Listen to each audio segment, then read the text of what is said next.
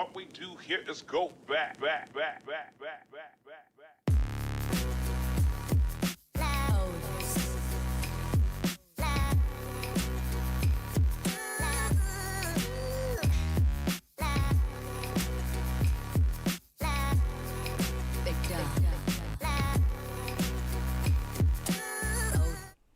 And hopefully we are live.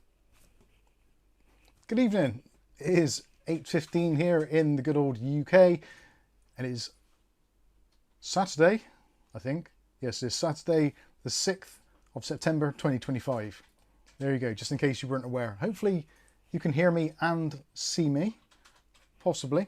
Let me know in the chat if you can before I start rabbiting on and no one can hear a bloody word. Hopefully it's all good. Jason Wood says, wow, I'm here before Mike. Only just.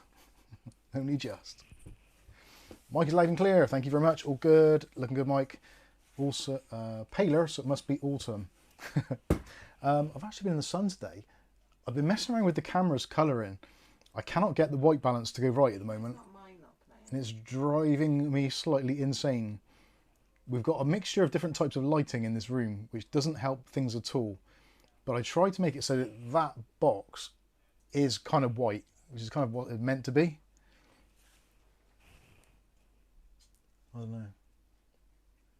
Yeah, it doesn't look quite right. And for some reason the reds look overdone. But that's a Panasonic thing. There's not much I can do about that. Although my previous camera didn't do it as badly. Cameras. Anyway, hopefully it's all good. Yeah, coming in loud and clear. Excellent. Let's see if the overhead camera is working. Yeah, that seems to be working okay. Fan dabby dozy. Stream desktop is working also. Fantastico. Excellent stuff. So, tonight's stream, we've got some pretty cool things to show you. And also we've got a kind of rebuild going on, which was a kind of follow on from last week's stream and the stream before it. So we did the build in the Lianli 207 Digital. I think we did that in the 207 Digital. It's been a while. Who knows? I'm pretty sure we did. Then last week we took a look at the CIT DS360. And now, because of a weird turn of events, Lianli have reached out and they've got a couple of products they want to let us review and unbox. And it's like, I've just built into that 207 Digital to sell the PC, so I won't have a case. So they said, oh, don't worry, we'll send you the 207 Digital in white. It's like, fantastic. People have been asking about that. And then they got back to me and said, no, we don't do a white version, sorry. Can you do it in the 207 Digital that you've got? It's like, okay. So I'm going to take everything out of there, which I've done already, pre-stream. I'm going to put that into the DS360 so we can sell that PC and clear some room here. And I've ordered some more cases as well for review. So all that is coming up. But also tonight, we will be discussing the new Ugreen range of Qi2 chargers. Now, if you don't know what Qi2 is, it's basically Qi on steroids. If you don't know what Qi is, it is a wireless charging technology, which has been around actually for quite a long time now. Probably for a good, I want to say 5 to 6 years, possibly even slightly longer. It's one of those things, it's great for charging your phones, other devices. Yeah, it probably is. Yeah, it might be even closer to 7, 8 years, maybe longer. Yeah, Qi's been around a little while, but it's always been hampered by being just a little bit on the slow side. And some of the early implementations used to be awful. They got very hot. They didn't really use the energy efficiency. And most of all, they lacked magnetism. So now in Qi2, we're actually on Qi 2.2 at the moment. Basically, it's kind of like the open source version of MagSafe. So if you're not liking paying the Apple tax for MagSafe compatible devices, don't worry, Qi2 has got you covered so you can charge up your mobile devices either at the home, in your office desk, at your bedside table, even your car, or just on the go. They've actually got some portable ones as well, so if you're someone who goes out, I don't know, camping, hiking, whatever it is, you're just away from an electrical outlet, you have a way of doing it without needing to take tons of wires and things with you to charge your different devices, which is awesome. What's that? 2010. 2010 was it? Jeepers. That's a long 15 years. David Underhill. Wow. So yeah, we'll be we're looking at, Rick says Qi2 charging is still very slow compared to many Android type wireless charges, aka 50-60 wireless. That is the thing. Qi2 can go up to 25 watts for wireless charging, which is kind of where the iPhone is at. So I guess they're kind of following along with basically whatever Apple does is kind of what they're planning on doing. Also, when it comes to wireless standards, it's not always that easy to get a very, very high-powered wireless charger.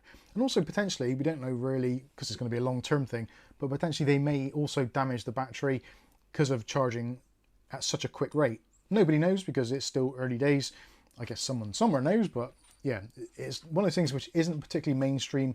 And charging faster than 15 or 25 watts on a wireless charger is prohibitively expensive. Whereas these, as you'd expect from Ugreen, yes, they're not like AliExpress super cheap prices, but they're what I would consider to be very reasonable, and potentially for some of you might be ideal Christmas gifts for either yourself or just for friends, family, loved ones, etc, etc.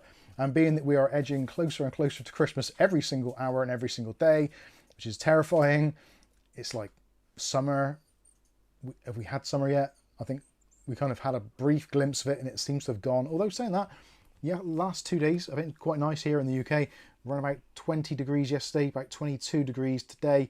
So spent a little bit of time in the garden trying to top up the tan. It's not come out particularly well, but it's better than what it was. I was a little bit paler.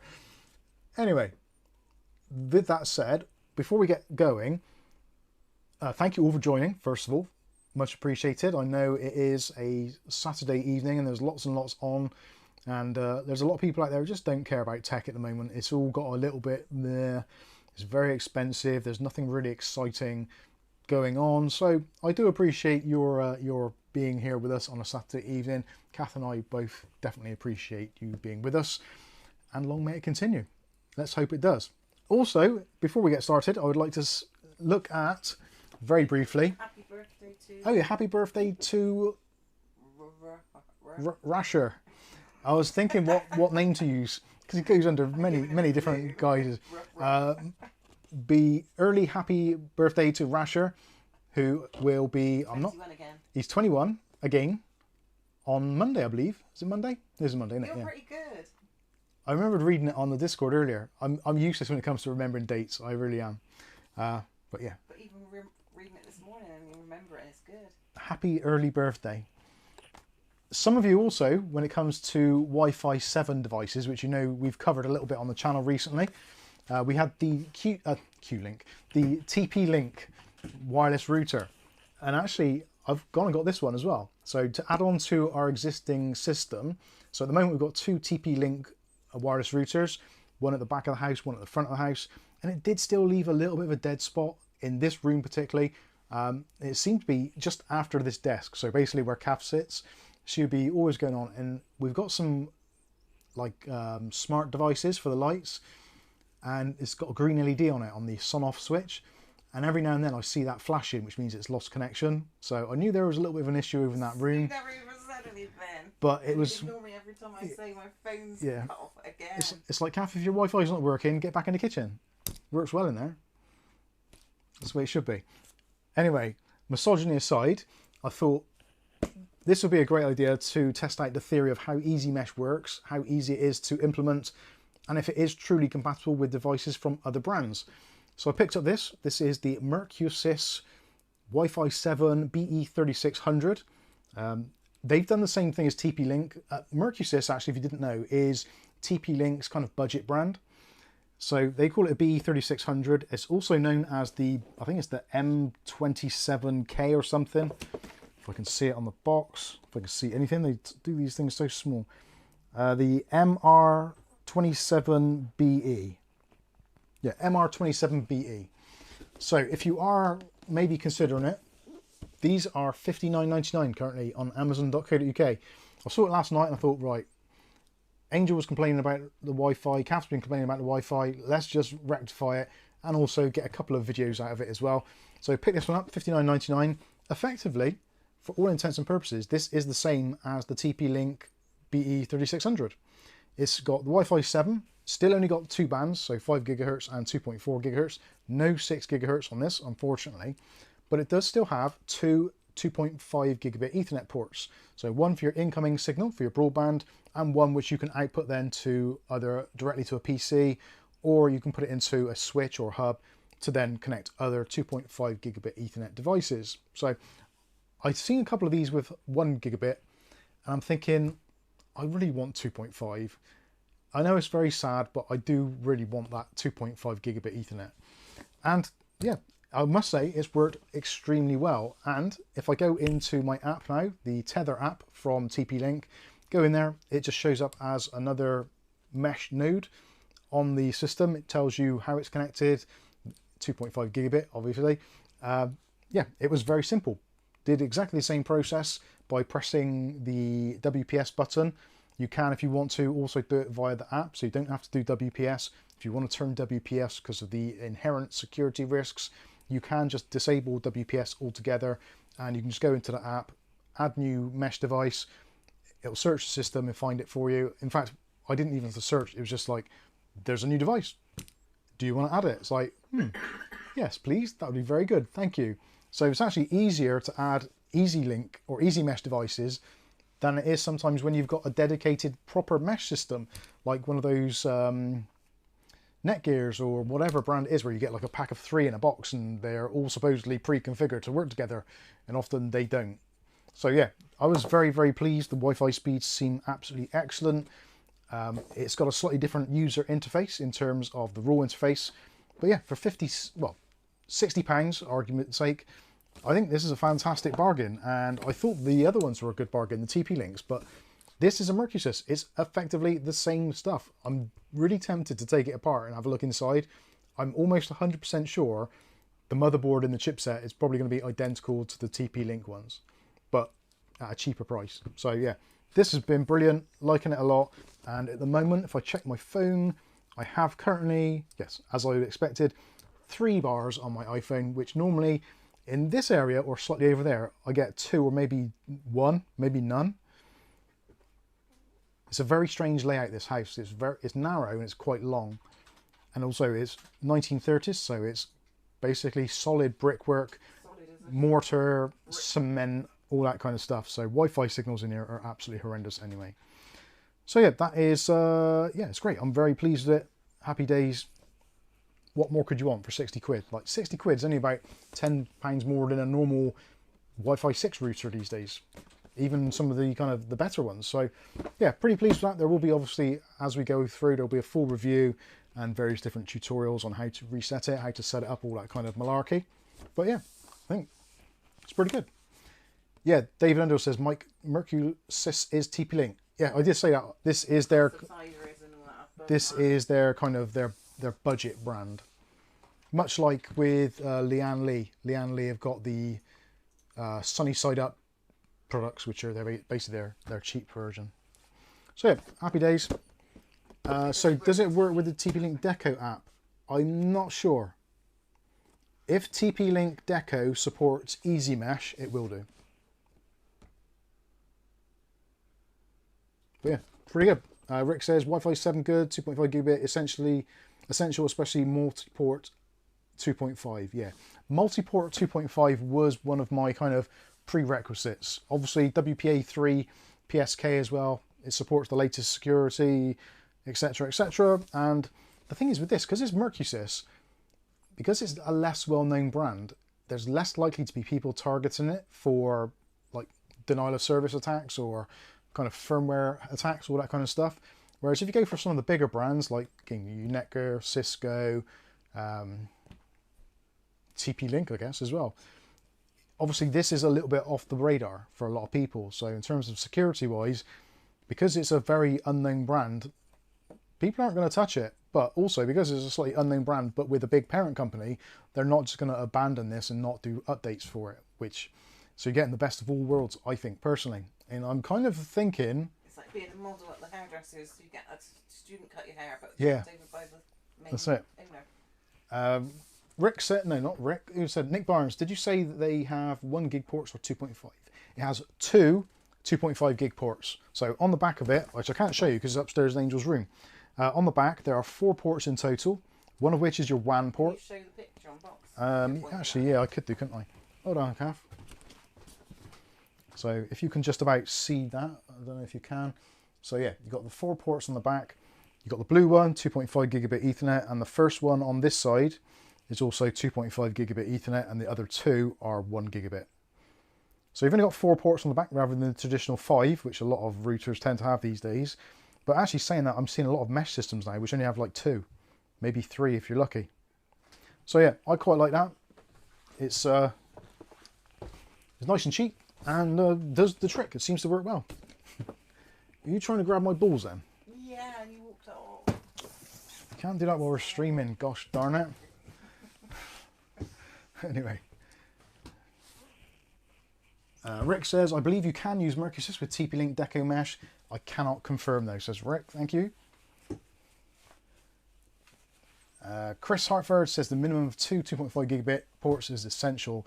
Yeah, definitely, because most people these days use wired and wireless. I think especially if you're an enthusiast, you've got PCs, multiple devices around the home, even if you've got your TV that you plug it into, chances are some of those now are going to support it, either, if not directly, via a USB connection.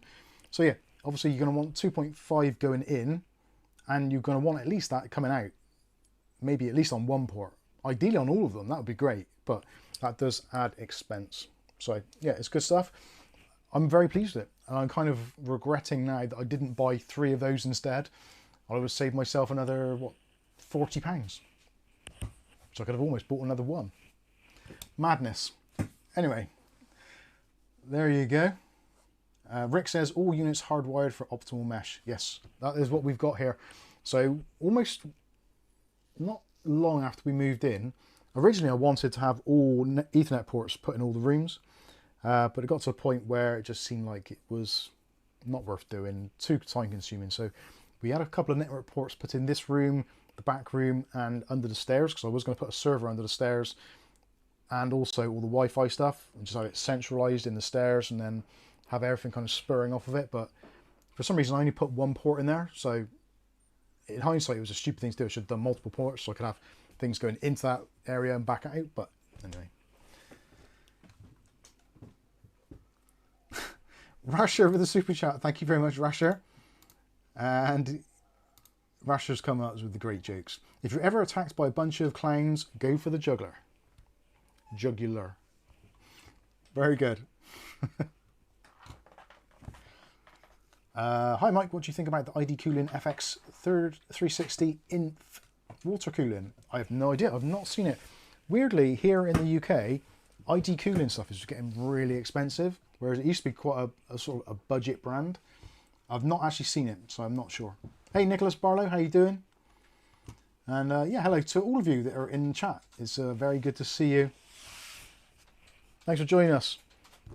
Right, I probably need my notepad now, because I'm going to get some of these prices wrong. Some of these Ugreens things, there are links in the video description.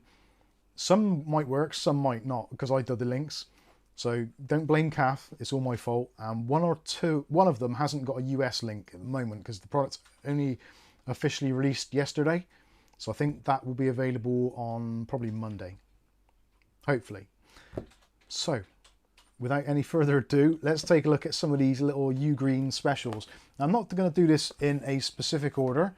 Actually, I'll tell a lie, I am, because that's going to make it easier for me to remember what I've said. So I think I did it in this order. So in terms of power, we're starting off low power, high power, mega power, car, and then portable. That's the way it works. So again, these are all Qi2. Now Qi2 comes in a couple of different flavors. You've got the 15 watt and the 25 watt. Potentially there's a 30 watt as well, but that's depending on a few other kind of things falling in your favor. So 25 watt is kind of guaranteed for. So the first one is this one. So this is the 15 watt. Now, for some of you, you'll remember we did the last Ugreen special where we did the wireless chargers. Now this is the one that I've been using by the side of my desk for the last, I don't know how many weeks since we did that. This has been great. I love it. So just to show you, this is not the Qi2. This is the original Qi1 version. This is, I think, 7.5 watts charging, but it's the usual deal. So it's MagSafe compatible. You can have it in portrait, or you can have it in your landscape modes, and also you can collapse it down. So if you just want it on a surface somewhere, and obviously it's magnetic as well, so it holds on. It's actually got a pretty strong magnet on there as well, which is always good. If you're someone who still uses wireless headphones these days, then they have got a section here, so you can plonk your earbuds on there, and it will recharge your earbuds as well at, like, I think that's 5 watts. So not a particularly fast charger, but for me, I plug in a USB-C in the back. There's also a spare USB-C on the side, so if I'm maybe in bed and I'm doing something and I'm thinking, oh, actually I could do with doing something on my Android phone a minute, I can plug in my other phone on the USB and charge that as well if I need to, or another device which is on USB-C or adapted. It's got rubber grippers on the bottom so it doesn't move around. So yeah, for my my bedside viewing habits, it's great. I actually, most times I go to bed, got this on my bedside table, and I'm listening to either like late night American talk radio, or before that I generally listen to maybe oh god, what's his name, the guy who does all the fixing of consoles and stuff. Adrian's Digital Basement, channels 1 and 2. So yeah, if you're into Adrian's Digital Basement, you'll know that some of his unboxings and fixes can go on for quite a while. So I quite often just put this on the side, listen to it, and snore. Sometimes start snoring. Kath's like, "You asleep?" I'm like, "No, just resting my eyes." Anyway, that's another story. So this was really good. This, I think I picked up for about 15 quid. They're normally about 20, so I got it when it was on offer, so that was awesome. But I want more. So that is being relegated. And your case? How much was your case? The case was 90p, wasn't it? 86p. 86 pence for a MagSafe case from Amazon Haul. Haul, as in haulage. It's good stuff. So anyway, this is the 2-in-1. So effectively it's the same as what you've just seen. All these devices come included with a USB Type-C to Type-C cable in the box, so you don't have to worry about that. Not all of them come with a charger or a wall socket, so you may need to provide that yourself. But this is basically the enhanced version. So in terms of actual kind of size and weight, they're essentially identical. There's nothing really in it, but you do get the faster charging speed. So again, it's the same deal. Just plonk your phone on there, happy days. And obviously if you've got a MagSafe phone already, fantastic. If you haven't, you can get these cases which have got like the MagSafe thing built in. So yeah, this is basically the upgraded model. So a little bit more power, a little bit more outputs on the side. So you've still got the 5-watt output on the side. You've got, I think it's 15, I think it's 25 or 30 watt input, which you can then split up across the phone, your AirPods, or another accessory device. So that is pretty cool. So I could just switch to that, but I don't want to do that. You've got Greg M and Charles Ballard answer in the chat. I got to see David. Charles, what about this, is it? Or? Yeah. No, not about that. Oh. Amazing. Greg's asking her, have to build someone a general purpose computer, non-gaming system. How is, say, 8500G? Yeah, 8500G is great. I've got one up there, I think. Or is that an 8600G? I can't remember. Let me have a look. It's in here somewhere. I don't use it, but I've been 8600G I got.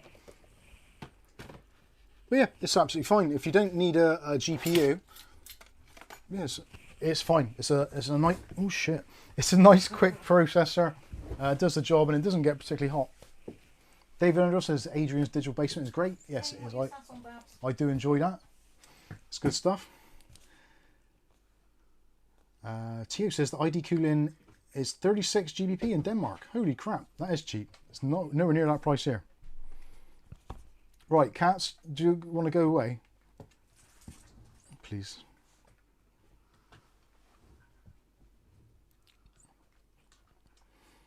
David says that Wi-Fi mesh router is £68 in Australia, $129. That's not bad.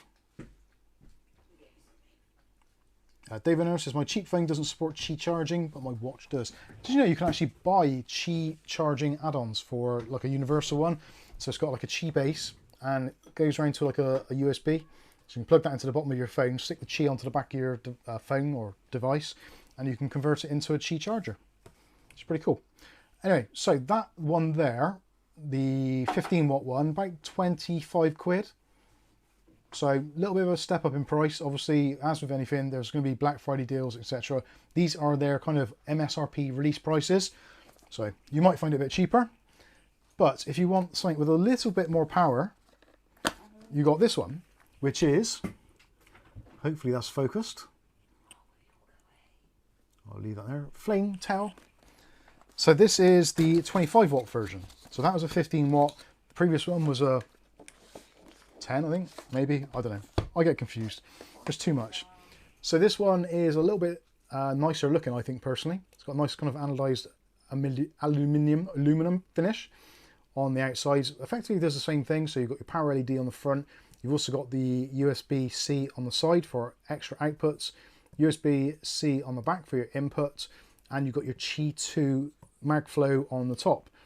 So again, exactly the same deal, just locks into place so you can charge your device, and also you have got the option to charge your AirPods on the base there, which is, yeah, fantastic. If you are someone who uses AirPods and you want to keep it all together, that's great. Again, nice fast charging.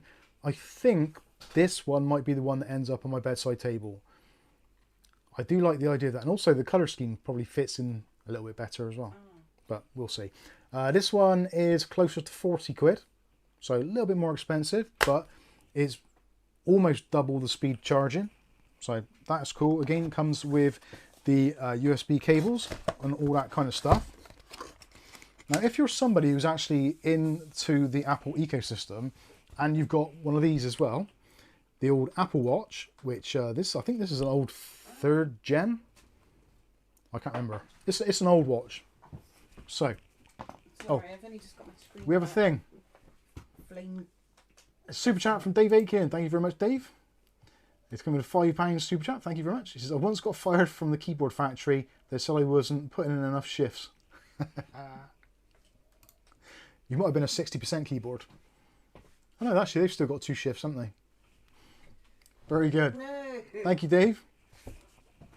Sorry, mate. So go back to eating. Yeah, so if you've got a phone, you've got your Apple Watch, and you've got your AirPods, then what do you do then? You don't want to have a litter of cables knocking around, do you, on your desk? That would suck. So we have got this. So this is Ugreen's 3-in-1 Magflow. This one's a little bit more expensive. This one is £55, I think, from memory. Again, links are in the video description, so you can check out it for yourselves. This is a very smart looking device. This is the one that I think that people are going to want, and also is a little bit more slick looking, I think, personally. So in the box you get some extras in this one. So this is very cool. So you get included a Nexode charger. So this, I think, is a 30 or 35 watt charger. So wall socket, USB-C. Now something which is very cool about this, the way they've actually packaged it. So they've designed it so you can travel with it. And the last thing you want to do if you're traveling is have prongs sticking in the side of things and breaking shit. So they include this, and I'm going to do this up close to the camera because this is very cool indeed. And it doesn't really take a lot to impress me, but this does. So there's the device. You see Ugreen. And what we've got is you just pull this leg out and it folds out to your plug. I love that. That is such a cool design. I think that is great. Yes, Kath? Nick Bourne says, like the idea of charging 2 devices from one phone straight earbuds, but we are on Android, so no MagSafe, sadly. You can, as long as your Android device will support wireless charging, you don't have to have MagSafe. So that is the beauty of it. Because this system is supporting Qi, it's also backwards compatible. So wireless charging on the older Qi standards, it'll do on older devices. On newer devices, it will charge at the faster speeds. So yeah, it doesn't matter if you're on Android or if you're on Apple. In fact, I will grab my Android phone.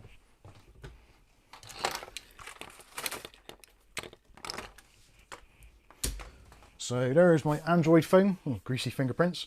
This, I've actually bought a MagSafe style case to go on it, just to give it like, I don't think these are magnetic to begin with. I'm pretty sure they're not. Actually, I'm not going to take it off. I'm pretty sure they're not. But if you add a case with a little magnet on the back, it then becomes magnetic. So yeah, Android, iPhone. The iPhone one is a little bit more secure. But what they've done is with MagSafe, or not MagSafe, what they've done with Qi2 is, rather than just having a magnetic system, they've actually put a circle of magnets. So it really does kind of emphasize the positioning, because that was the thing with older Qi devices. Like, you have your Qi pad and you'd look at your phone and you kind of put it down and you'd be there sliding it around, waiting for the charging icon to come on. Whereas now you don't have to do that. It just locks into place and you know it's in the perfect position every time, which is why they've managed to put the wattage up, which is great. This device is, again, very compact, so you can fold it down if you don't want it taking up a load of room on your desk. Got a USB-C input on the back, and this one folds. So you've got a nice folding thing. Also on the back, you can put your AirPods onto there. So there's a wireless charging dot there for your AirPods.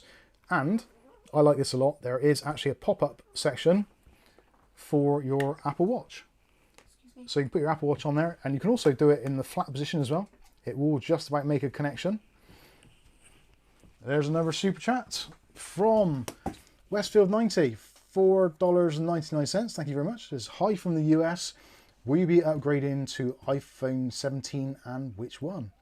Thank you very much for the super chat, and thank you very much for the question. Just upgraded. I literally, less than probably, I don't know, we've only had this a few months. This is iPhone 16 Plus. And yeah, I am tempted. I've seen the iPhone 17 or the alleged specs of it. I am quite tempted, but 10 years time. Yeah, I don't think I would. If you've got maybe like a 12 or a 13, then yeah, I think upgrading to a 17 is probably a good idea. If you're on a tariff where you get a free phone every couple of years or whatever, fine. I actually bought this phone with pound notes, so it wasn't on a contract or anything. So I went to the, actually I didn't go to the Apple store, I bought it on Amazon because it's cheaper. I bought this off Amazon, and yeah, so there's no kind of real trade-in or anything. I guess I could trade it in somewhere to get a reasonable amount back, but I don't know. We'll see what happens with the iPhone 17. If it's got something groundbreaking about it, then yeah, I'd get one. But I don't think it's going to. But thank you, Westfield, for your question, and also for the super chat. So yeah, back to this. So you get the wall wart, you get the charger. I think this is actually the best value of the lot. This is coming in at £55, and it gives you basically everything. So yeah, you got that little pop-up charging bit. I do like that. That's a really nice idea. And it feels like the clasp is really, really solid. And it's got little rubberized feet on the bottom as well, so it's not going to skate around on your desktop. So yeah, if you're into the Apple ecosystem and you want to charge your devices on a night time, or maybe you've got an Apple Watch and you've got an Android phone, stranger things have happened. Again, you can do all that as well. It works just as well. And also they've made it so it's just tall enough so that you can still rotate it without it kind of bottoming out on your desk, which can be a problem. So if I do that with the Plus, which is the larger one. Oh, flame. He's right in the way. Do it again. So I think you can see that. And of course it is adjustable. So if you just want it to be flat on your desk, you can just put it flat. Or if you want to maybe put it into a pocket, it's pretty pocketable if you want to take it around with you.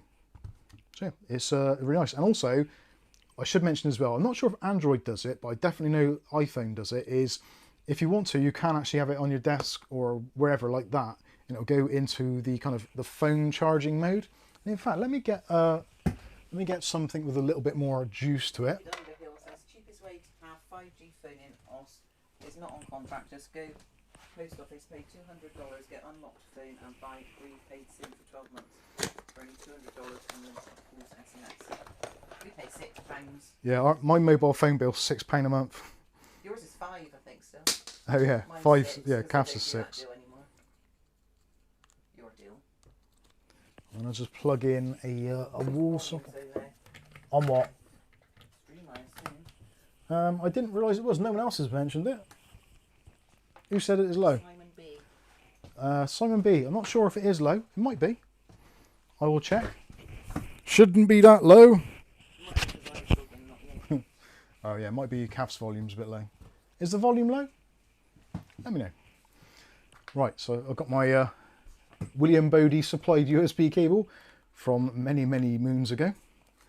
So hopefully now that has just kicked in and started charging. Oh, there we go. So yeah, so now it's charging. It's gone into the clock mode. I actually quite like that as well. So on a night time, if I wake up in the middle of the night, it's like, oh, what time is it? Oh, it must be about 4 o'clock. Time for a piss. I'm not too bad at that these days. Anyway, so yeah, that's pretty cool. And obviously, yeah, you can rotate it and do all that usual stuff. And if you pop that up, you don't have to pop it up, but you can do. Stick your Apple device on there. That thing is so flat. Oh yeah, it is actually recognizing that it's on charge. So that's cool. Or you can have it popped up like that. Again, it is magnetic, so it's not going to fall off. And it's actually quite a strong magnet. So I don't know if you can see it, but it is actually charging. Yeah, I do like that. This, I think this is going to be the one. So many choices, not enough desks. Yeah, that's pretty cool. So let's unplug that. The watch charger rotate, it can pop up, but I would prefer the watch charger at the front.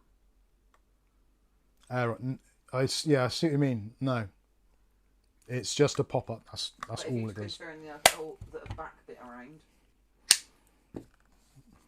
That rotated at the back. Where you put Oh, what, to spin that? No, that front bit, if that rotated right, it'd be ideal, wouldn't it?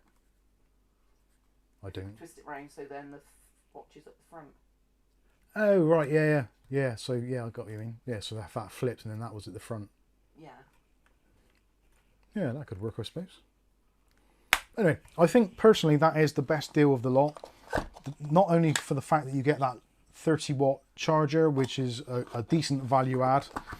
You also get, like I said, with everything, you get the USB Type-C to Type-C cable. When you get up in the night, then, yeah, well, if I wake up in the night, the first thing I do when I wake up in the night is I check the time. Why? I think, what, how many hours sleep have I got left? Is it worth me getting up?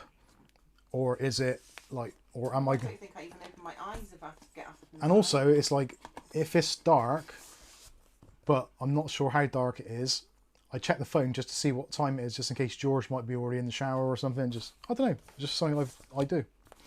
Anyway, so that is the Ugreen 3-in-1 with the watch charger as well. Now, for those of you that actually have a vehicle and use it, we have a vehicle, but we very... Wireless charging used to, with very badly implemented Qi charging. Yes, like especially Caf's got a Qi charger there, built into. Yeah, it gets really hot. With these, the Ugreen ones, honestly, no word of a lie, every single device, even my phone, when it's been put on, even from a low wattage, a low battery level, even if it's been on charge for like half an hour, whatever, no heat whatsoever. It does a really good job. It doesn't seem to be kind of overloading. I think there's some circuitry in the modern Qi devices, especially like the decent ones, the good quality ones, where it kind of talks to it. It's almost got, I'm pretty sure it's got like a version of NFC built into it, so it kind of communicates on some level. I could be wrong on that. Actually, David Underhill is probably the man to ask that. David Underhill, do Qi devices have NFC in them? I'm pretty sure the Qi2 does. I'm not too sure about the other ones. Cool cat. Hey, Cool Cat. Dr. Evil. Just arrived. How can I get one of those 3-in-1 chargers? Is there a code? It's listed in the video description. So if you scroll down in the video description, there's an Amazon affiliate links. So we get a very, very small, tiny commission off those. You don't pay any more, don't pay any less. It's just what I find to be the best price on them at the moment. Should be links for the UK and also for the US. I haven't gone through the details of going on Germany, Spain, Netherlands, etc., but we will work on that in the foreseeable. Rasher. When Gomo Mobile started here in Ireland, they had an offer for €8.99 a month for life. I got it for my son. Months later, I got 3 more for me, my wife, and daughter for $10.99 a month. It went up. But we had one called Yeah. Avivo. Yeah, we were on a mobile tariff called Avivo, which ran off the back end of Vodafone, and it was great. It was basically £5 I think we paid for the SIM. £5 for the SIM, and then it was free. But the catch was that you had to watch adverts.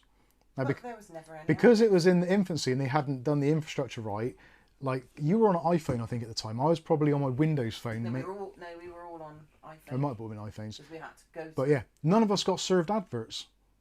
I don't think I ever saw. Well, maybe tell I. Towards the end, I think maybe a couple. But yeah, you got 100 megabytes of free Wi-Fi, mobile data. You got 100 calls anyway, 100 minutes of calls and 100 texts or something, didn't you? Anyway, regardless, every month. And you paid nothing extra monthly. Yeah. Just £5 for the SIM. It was brilliant. And then it went bank. And then we told everyone Yeah, about it. And we tried to get everybody on it, and then literally when a load of our friends all signed up on the Friday, it was like Easter weekend, and they went bankrupt over that weekend. But we paid £5 for ours, but by the time the last person paid it, had gone up to 25. Yeah. Oh dear. But live and learn. no, but it wasn't, was it? It was still. We had it for about 3 or 4 years, didn't we? Yeah. Right. It's brilliant. 4 people with vehicles. This is a Qi2 charger, and this actually is locks into place. So you've got like a little grub screw thing going on at the back there. Oh, is that all the way in? Yeah. Feels like I haven't done that properly. Yeah. Hey, Dutch Jan. So you've got an adjustment on the back. You can tighten that right up, and that locks it into place. But this is actually goes into your air vent. So you expand that out, you basically tighten it up, and it lives on your air vent in your car.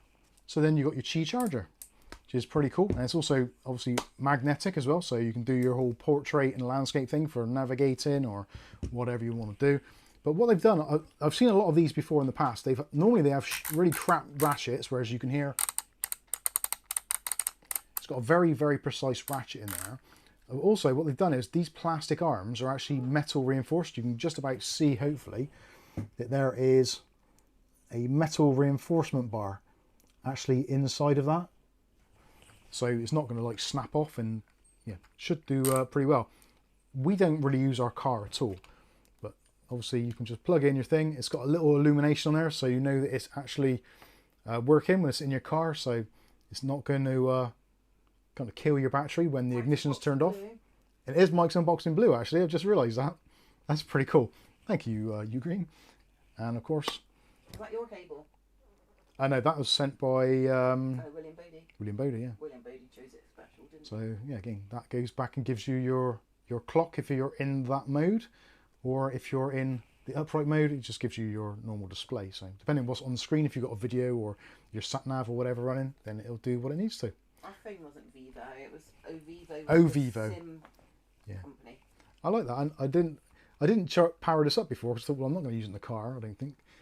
But yeah, it's got that nice glowing thing around the outside, which hopefully you can see.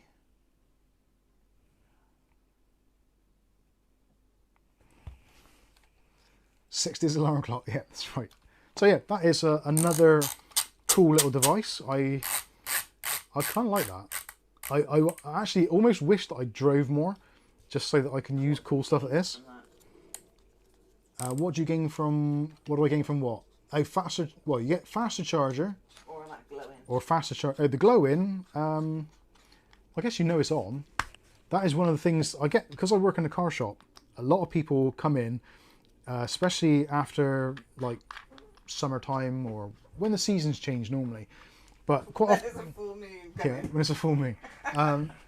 There's so many people that come in and they've got like a car battery and like, oh, my battery is completely flat, I need a new one. It's like, well, before you actually do that, have you verified that it is your battery which has got a problem? Because obviously it might not be your battery, it might be something else. So you get to the point of you go through the whole rigmarole of like what USB devices have you got, or have you got a car charger? Because quite a few of the cigarette lighter ones or the USB ports in a car, if you leave something attached, you turn the engine off or turn the car off and they will stay live. And a lot of people don't realise that. So they're kind of vampire power, they're just sucking power, and they can actually drain a battery overnight quite easily. if the battery's not been used a great deal, if you've got excesses of temperature, either heat or cold, it can really drain a battery. So actually having that illumination on there is actually quite a handy thing, because you know then, once you've turned your ignition off and you've taken your phone off, it's still lit up. You're like, need to turn that off. So that could prevent people from struggling. Mike, please explain the MagSafe thing to me. I have a regular iPhone 16. Do I need a special case with MagSafe to use one of those sticky chargers? Right, with MagSafe, MagSafe is generally built in to your iPhone, which I think this has. I'm going to check now by taking my case off. It hasn't, has it? Because that's why you have to buy the case. No, it is. It's got it, but the other case didn't. So if you have a case, if you have a MagSafe device or a Qi2 device from Android, which will be MagSafe basically, you have to have a case which also is MagSafe, because otherwise the magnetic force in there won't go through your case, or at least it can do, but not very strong. Isn't it from 12 or so up? Yeah, I think from iPhone 12 or 13, it was MagSafe was a thing. So nothing on there, no case. There is your MagSafe. So basically MagSafe, there's like a ring of magnets behind there, which attach to the ring of magnets in here. So the two poles obviously separated. So yeah, that is how it works. If you have a phone case which doesn't have the MagSafe ring in it, which I will demonstrate to you now, because I actually had to go through this myself. That is why I've got 3 or 4 phone cases here, which were not very useful. So I got that one as well. That's a clear one for my iPhone. That was also another cheapy one. And that's my original one. So that is my original iPhone case that I bought from Amazon for, I don't know, £8 or something or other. You know, the usual kind of silicone ones, which I quite like. It's fine, damage resistant, etc. But when it comes to magnets, you can feel it. It's just about there, but not quite, because the silicone disrupts it. So that is why I then bought a case with the MagSafe ring built into it. Some cases you can get like a little magnetic ring adapter. But if I put this one on, so this is my previous one. I think that's the one you paid loads for. I paid more money than I should have done. No, this is the cheaper one. I think I bought that one dearer because it was blue, or the other way around. 6p, that one. Yeah, this one I paid about £7 or £8 for. But yeah, it's essentially clear, and with that on there, with that in its case, with that magnetic ring, okay, it sticks like glue. Now the same is with Android. So this is my Pixel 9a, and that has got the magnetic ring on the back.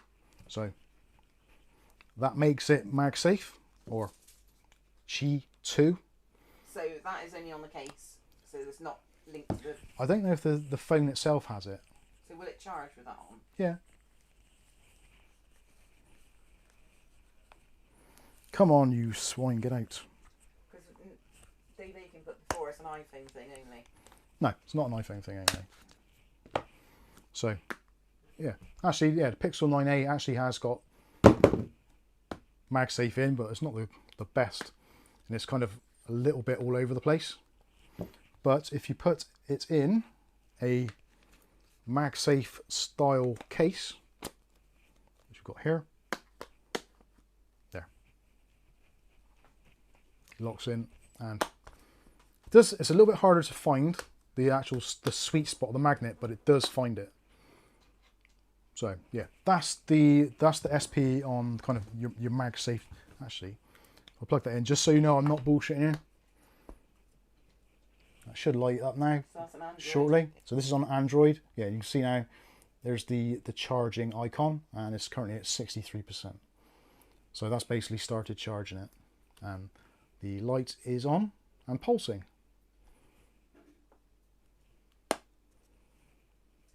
So yeah, Qi2 is applicable to basically any Qi device or a Qi2 device.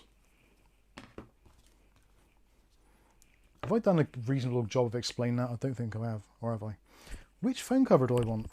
Don't know if I have the blue one or the black one. Actually, I'm at the shop tomorrow. I'll go with the black one. How sad is it that my phone covers have become like a fashion thing?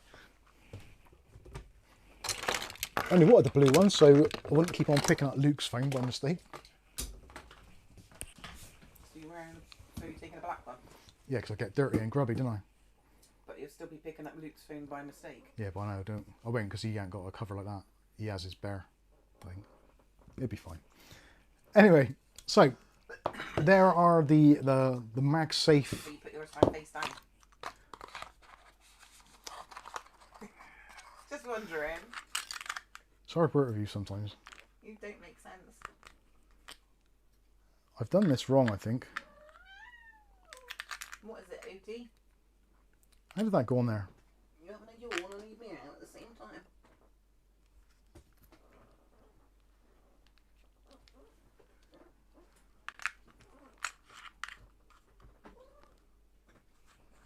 Yes. Oh, I know. That is meant to go on there. And then that goes over the end, yes. I'm confusing myself now, it's easily done. Anyway, so that is the car version. The car version actually is the cheapest of the lot. That is £19. So $18.99. And again, as always with everything, they come with a USB-C cable included in the box. So yeah, maybe a nice little gift idea for somebody. And again, you don't have to necessarily have Qi2, you don't have to have MagSafe, but as long as you've got a Qi enabled device, so one that actually supports wireless charging, then you can adapt it to MagSafe. Now the last one, you're probably thinking, thank God for that, Mike. The last one, this is actually very cool. Dave Aitken's gonna like this because he does design. There is a technical word for people who do design, but I don't know. Designer? Architect? I don't know. So this is Lord Lucifer. I know you said it will work on all Androids, but just to confirm, it works on the Samsung Android phones or just the Google Pixels. It will work on any phone which has a Wi-Fi charging. Here's one of those lanterns. So it's catch on fire. It will work on any Qi enabled device. If you wish to make that Qi device, which isn't already MagSafe or magnetic anyway, you would have to put a phone cover on to add that magnetic ring. Which you can get for... Which you can get for literally pence. If you go to Amazon Haul, there's a selection of phone cases. Pizza, so you might not I have it think we paid, I don't know, for that one. No, I paid more for that one. The blue one, we paid like less than £1. So if you want to add that functionality, it's actually really easy to do. But Amazon Haul's only beta, so yeah, maybe other areas don't have it. Now next one is this. So this is a portable Qi2 charger with a handy strap on the side. So you've got your magnetic charging base there, power LED, etc. On the side, you've got a display telling you how much battery is left in the device. Also, it supports a trickle charge feature. So you can actually set it so it will charge for 3.5 hours, then cut itself off automatically, which is pretty good, or if the device charges in that time. Also, when it comes to connectivity, you've got a USB Type-C on the top there for charging and discharging, so that will be input and output. But what is very cool is the strap is a braided USB cable. So that is a USB Type-C, which you just pull through. You can plug into your device. So you're basically never going to forget to have your USB cable with you if you need to charge it. And just to kind of demonstrate, so you don't need to plug the USB in to charge your device. So if we put on the phone, find the spot, there we go. So that is now charging. So you can just use it as a normal wireless charger if you want to. Again, it is magnetic, so. But it's got a 10,000 milliamp hour battery, which is a polymer lithium ion, if I'm correct, which is allegedly is a good thing. Yeah, got the display on the side, you've got the USB, so if you've got a device which maybe hasn't got wireless charging enabled, you can still plug in another device, and in a few seconds, yeah, there's our charging thing. So basically anything on a USB Type-C, you can charge up quite happily, or like I said, you can just do your magnetic device, plug it in, tells you you're charging, etc, etc. Happy days. And for charging the device up, USB-C, just plug it into there. That supports 30 watts charging both ways. So if you plug a USB Type-C in there as well to charge another device at the same time, so you can charge basically 3 devices. So you can do a wireless device, you can do a USB-C on the USB-C which is built in, and also you can plug in the USB-C to charge another USB-C device. And obviously when it's charging, it gives you the indication to tell you what the charge levels are. This is actually very handy, and it's pretty cool because you can just plonk it down, take it with you wherever you are, on your desk or whatever. And this is something which I found out by mistake. You can actually use it like a backpack. So you could actually carry on still using your device as you would. But nobody uses it like that. Charging, Most people use it like that, don't they? La la la la, I'm talking blah blah blah. Yeah, but that's going right, all that's going through you. It's not, it'll already go through a bloody case. Too silly. No, but the phone thing is. Oh, right, yeah. So yeah, you can use it as a backpack, and conveniently, on this particular device, it also doubles up as a stand as well. Imagine having that in your pocket. It's not supposed to be. Like radioactive. Well, not if it's off, it won't.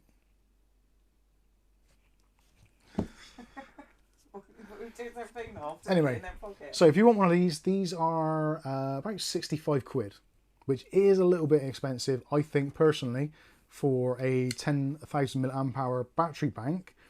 Those are normally about 20 quid. But if you throw in the fact that you've got the Qi charger and also that very cool strap, I think that strap is genius. That really is. And it kind of, it's magnetic in that top bit as well. So it kind of locks in. Yeah, I like that a lot. And having a battery level digitally on the side of your devices, I just think makes so much sense. But it's pretty lightweight as well, and pocketable. It's about the same size as a pack of cigarettes. So yeah, it's pretty good.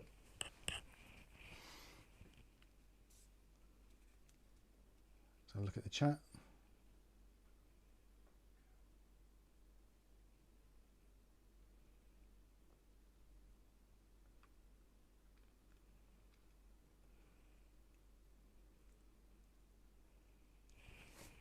Yep, I think we're all good. So yeah, I think that is, again, another little Christmas idea, maybe for someone. If you, I don't know, if you just don't know what to get someone, you want to get something a little bit different. Again, you don't have to have a Qi2 device. Most people won't. There will be Qi2 devices coming out very shortly for Android, when Android do their big Android Pixel 9, no, Pixel 10. Pixel 10 devices will all have Qi2 as standard. That's their thing. They're going to be touting that as a equivalent of MagSafe. I wonder if... No, it doesn't work that way, does it? I wonder if you can stick 2 devices together. No, you definitely can't. So yeah, it's some pretty cool stuff. I like it. And again, this is the one that I have next to my bed at night. And I could put the Android on there, or I could put on the iPhone. Android, I would say, arguably isn't quite as magnetic, but that's probably down to the case more so than anything. But the iPhone is insane. And yeah, I do like the clocks. You can change the clocks, so different styles. You have the some information on there. I think there's a couple of other ones you can have as well. Maybe not. I bet you've got to go into clocks to change it. Yeah, you might have to. So yeah, I quite like that one. And also, when it's nighttime hours, that clock goes like a very dim red, like an amber colour. In the daytime, it's white. And it must be having the camera on, because it notices when you move. Well, yeah, the Face ID sensor, when it detects movement. Well, it shouldn't really go right across my side of the bed. But if I move, your clock's always on. It does, even if there's a slight movement, it does do it. I think that's probably because it's a little bit springy on there. But yeah, I like it, and it's for a bedside clock. These, actually, the original ones, the original Ugreen ones, these are about 15 quid. And I think these are really good as well. Like, for the money, £15, what's that, like a few cups of coffee these days? It's not a lot of money, is it, £15, let's be fair. And if you're kind of wondering, would I use a Qi-type charger, a MagSafe charger, Qi2, whatever, then I think it's a reasonably affordable way of actually getting into that ecosystem. But as always, let me know what your thoughts are. I just like this stuff. Funnily enough, actually, Ugreen, when they reached out, because they sent the first lot and we agreed, yeah, I'll do the video on that, that's fine. I'll just do a roundup video showing people what it's all about. I'm interested to see what it's about myself, actually, because I was going to buy one of those, well, one of those anyway. So I thought, well, if Ugreen are going to send me them, then why bother buying them? In fact, I think I did buy one anyway, because I wanted to see what it was like before I got them. Can't remember. Anyway, it was a long time ago. But yeah, it was good. And they sent them, they just turned up, and it's like, I emailed them saying, I don't remember agreeing to do a video on this. And they're like, oh, pretty much like we send them out and reviewers are normally over the moon because it's like really cool technology. It's like, okay, I'll have a look. And I had a look and it's like, yeah, you're right, actually, it is pretty cool. I do like it. And I do like the faster wireless charging, because sometimes the older ones, yeah, the 7.5 watts, whatever, it's fine if you're going to leave it on overnight. But if you just want a little bit of a quicker blast, then the higher wattage ones are obviously going to be a little bit more convenient.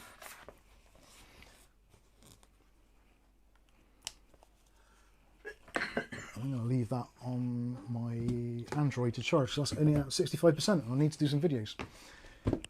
Right, where do we get?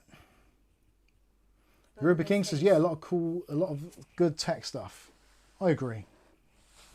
Yes, right, next up is our case swap. So let's get prepared for that. I'm going to have a drink, I think, first of all.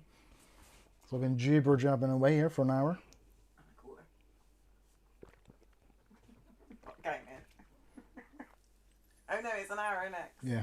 Felt like an hour and a quarter. I was thinking we start at 8.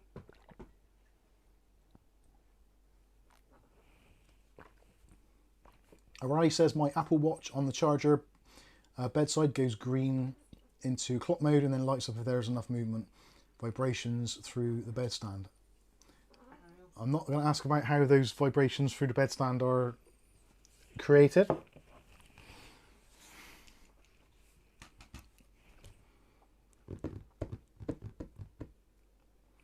O'Reilly says, yeah, you need something around 18 watts these days for some flagship phones and tablets, just to charge in a few hours rather than overnight on sub 18 watts. Greg says, I have to find a cheap case, no RGB needed, even glass side not needed, but that is slim to none. Oh, but that is slim to none, the chances of finding one, I guess. A cheap case with no RGB. So does it matter if it's cheap and it has got those things? And what is your definition of cheap, Mr. Greg M? Tell us more. Because I actually bought today a Fantex case, which I didn't think I was going to do in a long time. Bought the Fantex G360A, which was £55 here in the UK, which looks pretty good. But we'll see.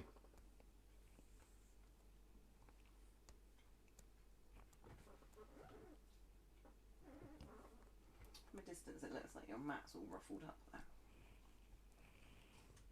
From just the markings on it. Yeah, it does. Oh, the line, that line. In like a, Yeah. As if it's got a big curve in it. A cheap case without any RGB and no glass, that is hard to find, I agree. They can't, yeah, they, yeah. Oh, yeah. There's like the triangle, isn't there? There's cheap, good, and quick. Like how fast, like you can get some cheap, decent cases from like AliExpress, but they'll take ages to come. Anyway. Right, I'm going to go and get the case out. Also, the trials and tribulations of the Thermalright TRKG5 850, the 850 watt power supply, which we were looking at last week. I finally did get the Thermalright, sorry. I got the F12 fan, which was the 1350 RPM, and it seems to be 1350 RPM. It is currently installed in here. It's not as silent as the P12, which is a real shame, but I think it's at a level where it's acceptable. And I've kept the original fan in this box with the connectors on. So when I come to sell the PC, I will explain to them, say, look, this is the fan it comes with. It's like 2000 decibels. It's ridiculous. I've swapped out for an uprated one. It's yours.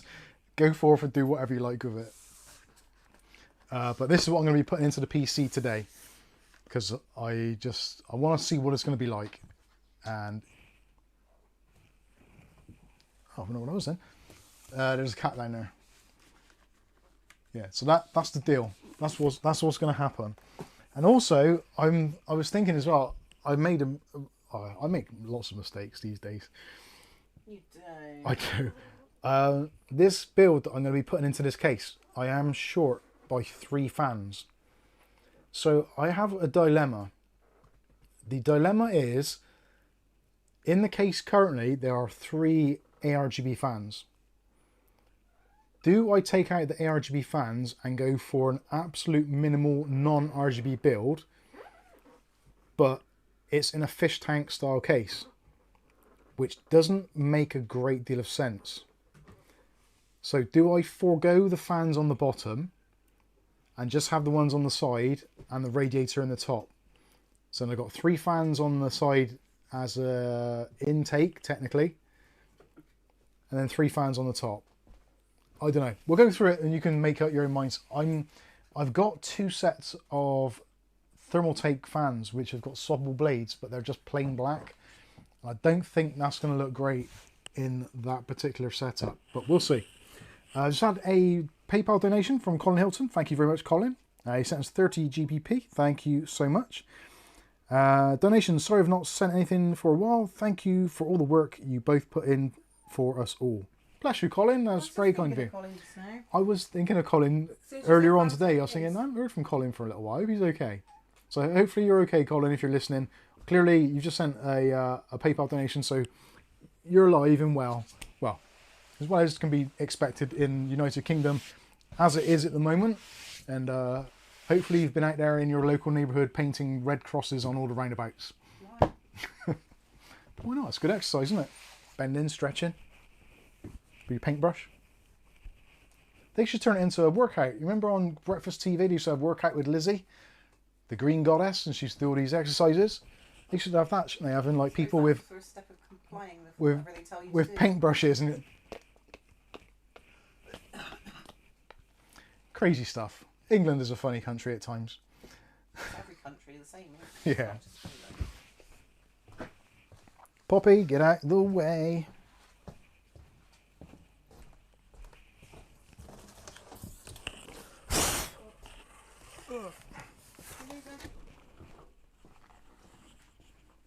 Poppy don't care. Poppy plays chicken with the lawnmower. She does, actually. Sorry, headphone users. Oh, crap. That's gone well. I wrapped up the tape and it was managed to go all around my microphone cable. Oh, jeez. I really should have had the microphone on the inside. Do you want to play with this, Poppy?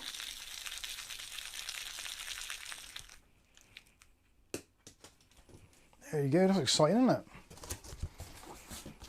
She couldn't be any less excited.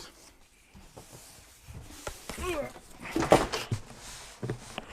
think things are just falling out. It's fine now.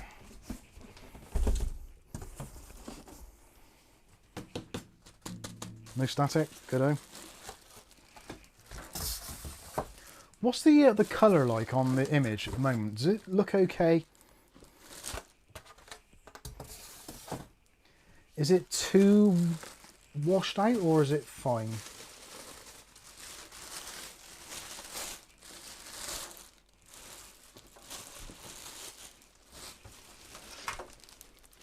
Your tan looks great, Mike, don't worry. Well, somebody said earlier I was looking pale.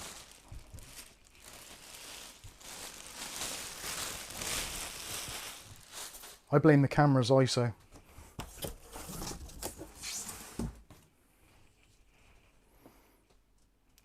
Alright, let's put your phone to one side. There's our thing.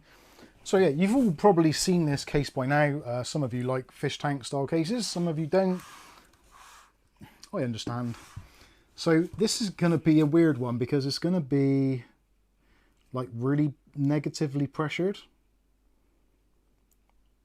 because it's going to have 3 fans on the top exhausting, it's got 3 on the side exhausting, it's got nothing on the bottom, so it's going to be completely negative pressure. But I don't think it's going to be a problem. At least, if it is, once it's sold, it won't be my problem. It'll be somebody else's problem. I'll take off the bits of glass that we don't need at the moment. I'll take off the back panel. I do actually like the size and proportions of this case. I know it's a CIT case and everyone's like, oh, CIT, they're shit, blah, blah, blah, etc. Flexi metal. But this is actually really well built. It's as well built as kind of any of the other mainstream cases. It reminds me a lot of the CG530 from Deepcool, which is a really similar design. This arguably, I think, looks a little nicer, but the CG comes with 3 or 4 included fans, which are arguably better. So there is that to it. But overall, I like this case. I like the design. I like what it does. I just wish it was a little bit cheaper. If this was like 40 or 45 pounds, they would sell like proverbial hotcakes. But I think it's sort of 55, 60 pounds, which is what it is at the moment, is a little bit too much. I think it needs to be like 50 or less to really make sense. Just want to make sure I've got the right screws for the standoffs. Yeah, it's the fine threaded screws, which is awesome. I'm wondering how many people are going to actually buy one of these cases. I can always tell how popular a case is by how well the video does after the fact, because you get people who either not sure how to do something, or they're asking questions like what will fit in it, what, can I put this in, can I do that, how do I vertically mount a GPU, those sorts of questions. In some cases you get those questions all the time. I'm trying to think of one which was really popular. Oh, the GameMax F15. The amount of questions on that case were absolutely insane, and the amount of new viewers and subscribers we got from that GameMax F15 is like a really weird thing. I don't know, GameMax kind of struck a little bit of that kind of lightning with that case, and at the time there wasn't really much else that could touch it in terms of value for money and just the looks, the package, the whole thing. It was a really good price. I think it starts out at like maybe £62 or something, and then it fluctuated. Sometimes it dipped under 60, sometimes it went up to like 70. I think I saw as much as 80 at one point. But yeah, it was one of those cases which just, I don't know what it was. It just really seemed to generate a lot of interest and a lot of traction. And I know for a fact there's probably a good 5 to 10 of you that are just in this chat alone which have had one. Rick has, definitely. I'm not sure about Skystalker. Not so sure who else it was. I don't think Wild Bill did.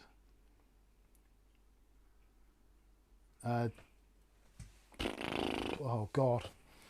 Nick Barnes had a F15, I'm sure of it. Let me know in the chat, how many of you had a GameMax F15? I'm sure there is a bunch of you.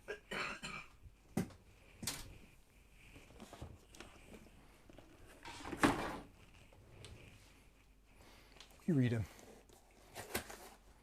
Message. From? Okay. God. We've lost Calf. Sorry, you carry on. No, I'm done. Right, we have our motherboard, and it is mostly pre-populated, fortunately, which makes the stream slightly more bearable. This motherboard came from...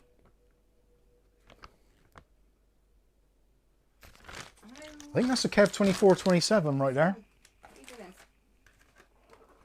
And in case you're wondering about storage, it has an Orico 2TB IG740.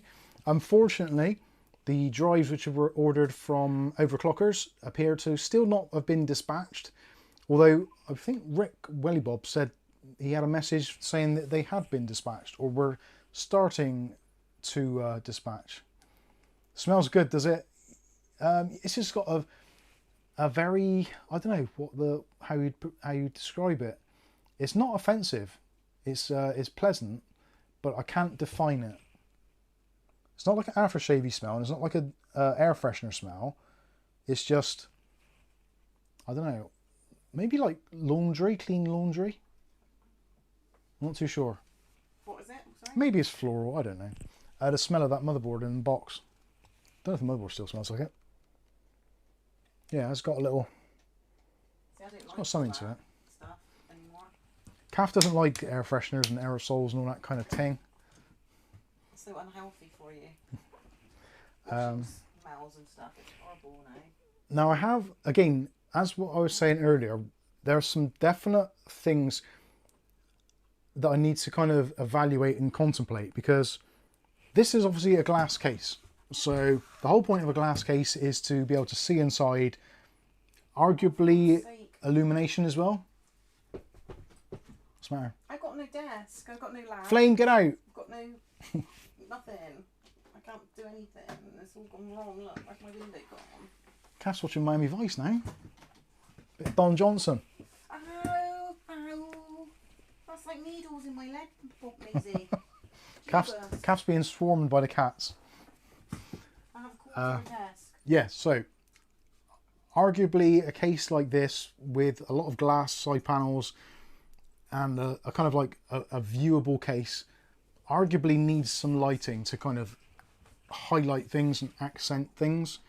So obviously we've got RGB lighting on the side from these fans which I've put in. Potentially we can have RGB lighting from the RAM. There's a little bit of RGB lighting around the pump head.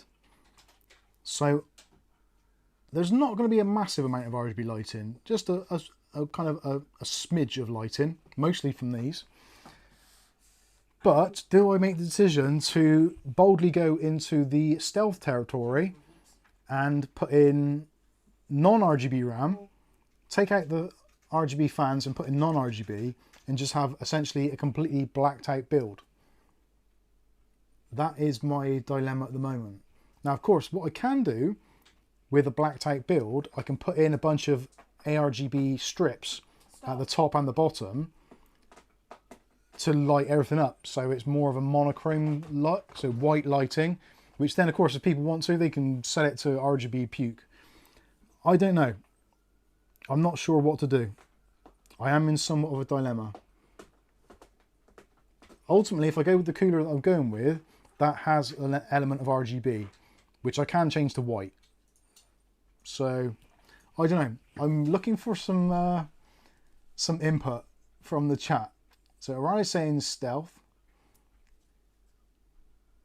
Rasher, and sorry. Did you see Lone Wolf put, how would you add 2 to 3 SSDs 2.5 inch to this build?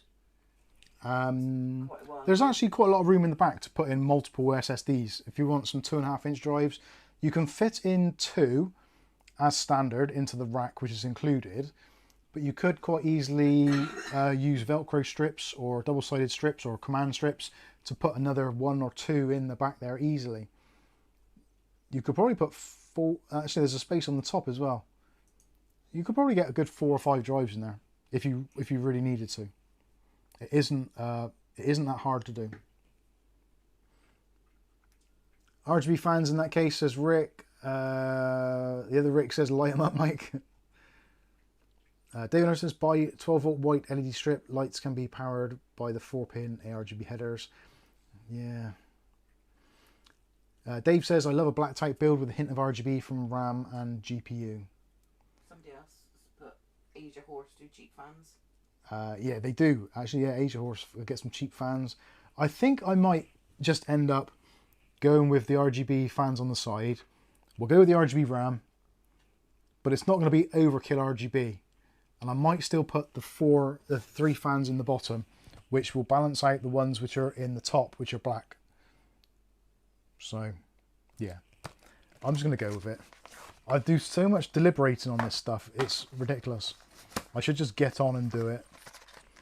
Kath would be grateful. Put a blindfold on and just do it. Put a blindfold on and do it. Yeah. I don't think Just for lols. I'd waste so much money. Thing is, I'd have to have someone guiding me. I'll guide you. I guide you. Dear Lord. Right, RAM sticks. Stick that in there. That's it. Push See, I can already see it when I've got the lights. Oh, that's what I haven't put the build light on.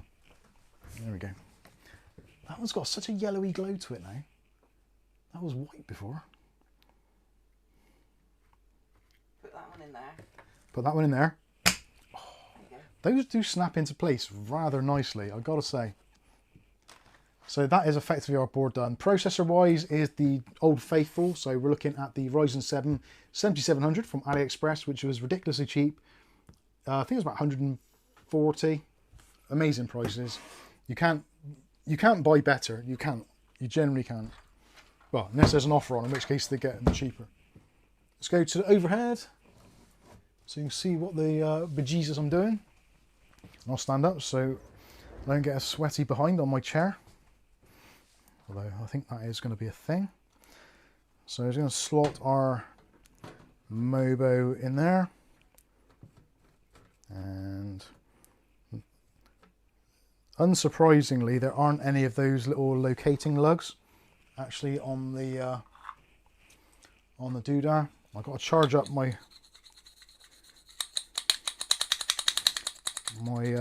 charge my tip up, so to speak. Thanks once again, Mr. Bodie.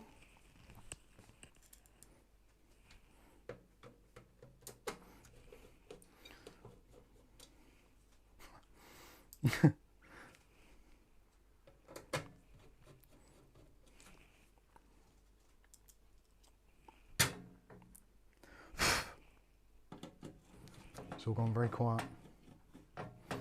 David Under says, I've ordered my Ryzen 9800 X3D CPU for my new build. Nice. I'm actually thinking at some point I should really get a 9000 series AMD processor. They've been out for long enough now. And from what I hear, they are very good. But I don't really need one. And until AliExpress starts selling them on the cheap, I'm not really that interested.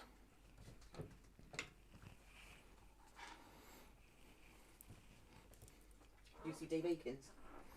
What do you say? We're going to have a 7700 B650 Tomahawk flip build competition. Yeah. When's yours coming, Dave? Very soon? I don't think it'll be a competition because I just give these things away basically just to make room. Whereas most people would probably sell their PC to try and actually get a profit or at least break even.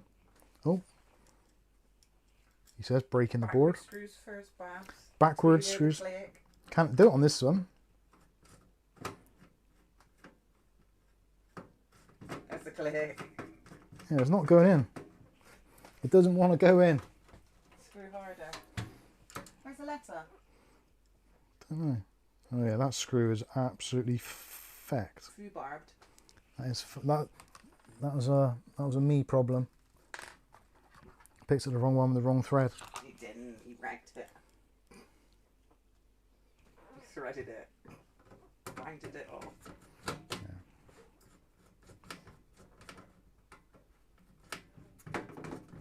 Oh, for fuck's sake! Oh, that's the same one again. I just put the same screw back in. No, like I've done this again. Look, I hate it. That's better. I just need a desk, you know, kiddos. Hey, Nefarious Leprechaun, how are you doing?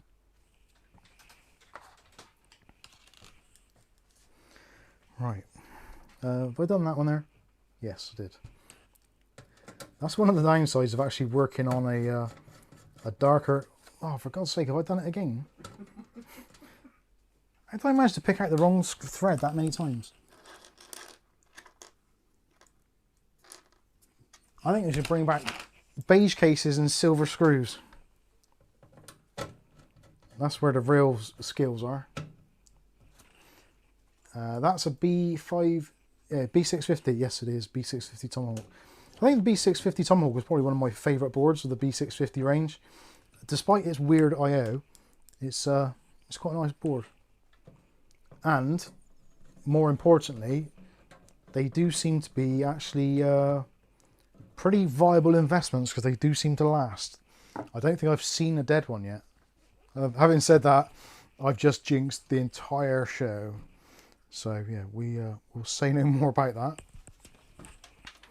So there's the motherboard and RAM in. It's already starting to fill out, which is nice. Wants to hear a time travel joke. Never mind, he didn't like it. Very good. That's pretty good.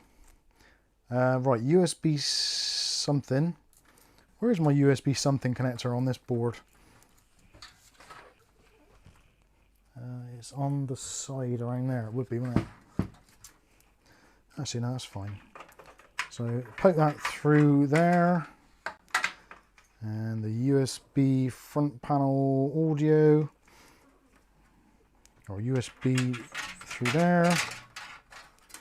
That's going to be the front panel I/O as well. That can go through there. And then we got our sound.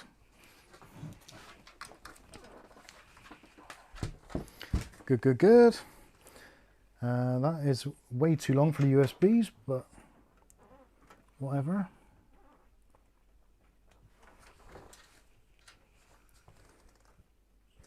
Where's the missing pin? That end. Right. There's one. And front panel I/O. There's not a lot of room to work actually at the bottom of this case. And I would hope I could see what I was doing.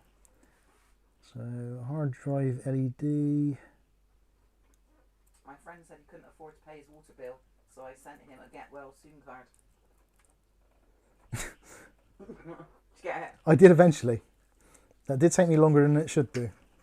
Didn't you? If you just laughed at her politeness. Yeah, it's like, oh, no idea what he just said. Do a Jimmy Carr. Oh, oh, oh.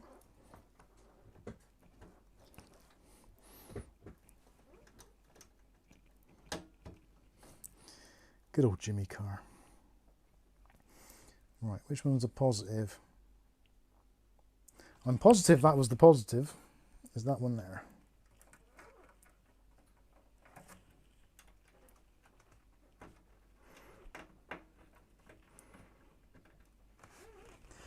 Oh, why did they do that?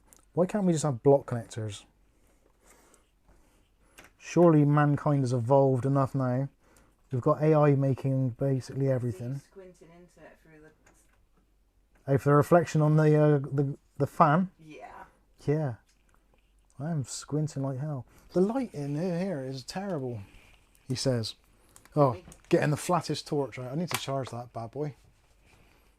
Where's my other one?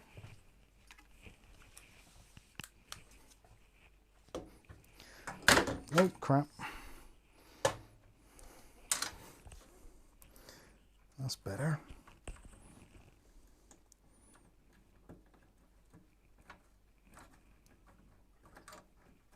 Oh, I missed it. There we go.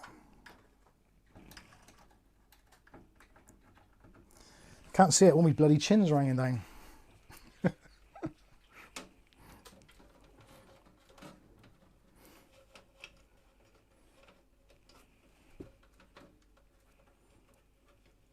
Stephen Anderson says, hi. Hello. I don't think he said hi, I just went off to Oh. bloody off. Hello, Stephen Anderson. How are you? I was going to send my Asus Tough Gaming 7900 XT back, but I had to register it first. So after I registered it, I got updates from Asus for the graphics card and motherboard. Now no problem. Oh, excellent. Oh, you know what I forgot to do?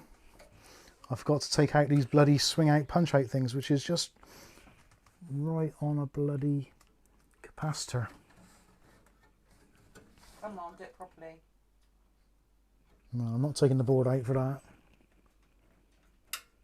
Oh, I might have to. Balls. That one's going to be alright.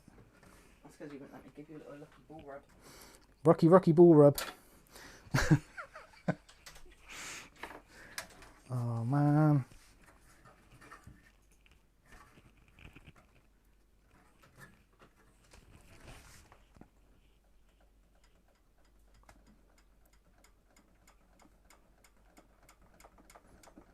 If I can get enough, generate enough heat in there without moving that. I bet you're making your crop come on your phone. There we go.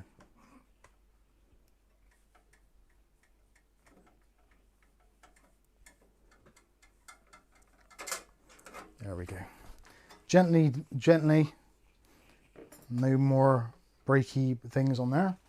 Good stuff. Okay, right. Ah! Oh. USB. I hate these bloody USB connections. It always makes me think I'm going to break something. Or you're going to plug it in and it's never ever coming back out again. Like Taylor Swift. That feels a bit loose in there actually. Don't like that. That's a board thing, not a case problem. So that is pretty much tickety-boo. Right, let's do the power supply. Where did I put the power supply? There it was, behind me. So power supply wise, we're going with the tried and tested. That was an intentional pun there. It's not tried and or tested, and it's potentially going to be a fire starting mess. No, it's not. I'm joking. Nice little Sunday morning PC build. Yay! Whose Sunday morning is it? Crime Heat. Ah. Hey, Crime Heat, how you doing? I'm David Underhill. And David Underhill? Yeah, of course. I'm guessing Crime Heat, you are in the in God's country, otherwise known as Australia.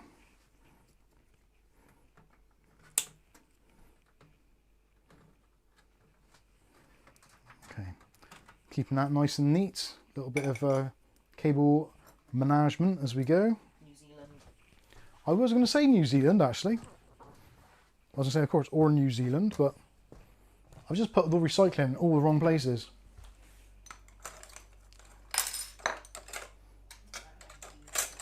I was just about to put the metal in the plastic recycling. I put the plastic in the bin. That's alright. They've got machines to sort of that. Yeah, that's it. People get paid to do that stuff, I don't. You had to use a self-service, didn't you? I did actually use a self-service till the other day. So I deliberately screwed it up so the assistant had to come over and fix it. That made me feel better about the whole experience. So much so that you'll do it again next. So. It is, I'm going to do it tomorrow. I'm going to go into that shop and I'm going to put all of my purchased items on the basket side. And I'm going to check out, and then I'm going to stick them on the other side, the fresh goods side, after I've scanned They it. may not want their job, but you want them to keep their jobs. Yeah. Self-service. Jesus Christ. You're reading their own electric meters next. Imagine if they started doing that in brothels. It's got a sperm bang. So, yeah, I'm going to the self-service brothel. It's great. Don't cost me anything. Oh, it still costs you, I expect. Yeah. Oh dear. You don't get anything off for being their staff, do you, when you do the self-service tills? I'd make them open a till. I did it at Tesco, didn't I? Last man standing, you're absolutely right.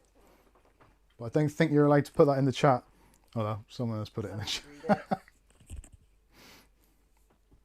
Unsuspected item in the bagging area. Why don't you just treat Sainsbury's as a Yeah, I might do that tomorrow. Say, well, I haven't got. Say it. It weighs too much. I haven't got any money on me. Can I give you a donation?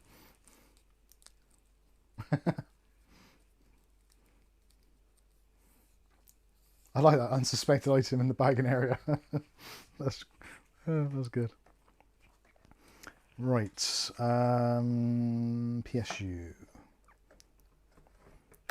Right, I think the graphics card requires 2 GPU connections, so I'm going to put 2 in. I'm not going to potentially nerf things. Actually, I'm going to do both the CPU ones as well. What the hell? Let's add up all the extra jobs that you do that other people used to do for us. Yeah. Read your electric and gas meters. Yeah. Be the cashier. Cashier in chief. In the shop. finish work for the day and then you have to start in Sainsbury's working again. Yeah. Literally got to do my own banking. Got to do my Yeah, I own used to get paid. post office stuff mostly. Yeah, you got to do all that. Well, they used to do that for you, didn't they? Yeah. Basically a postman if you collect it from somewhere.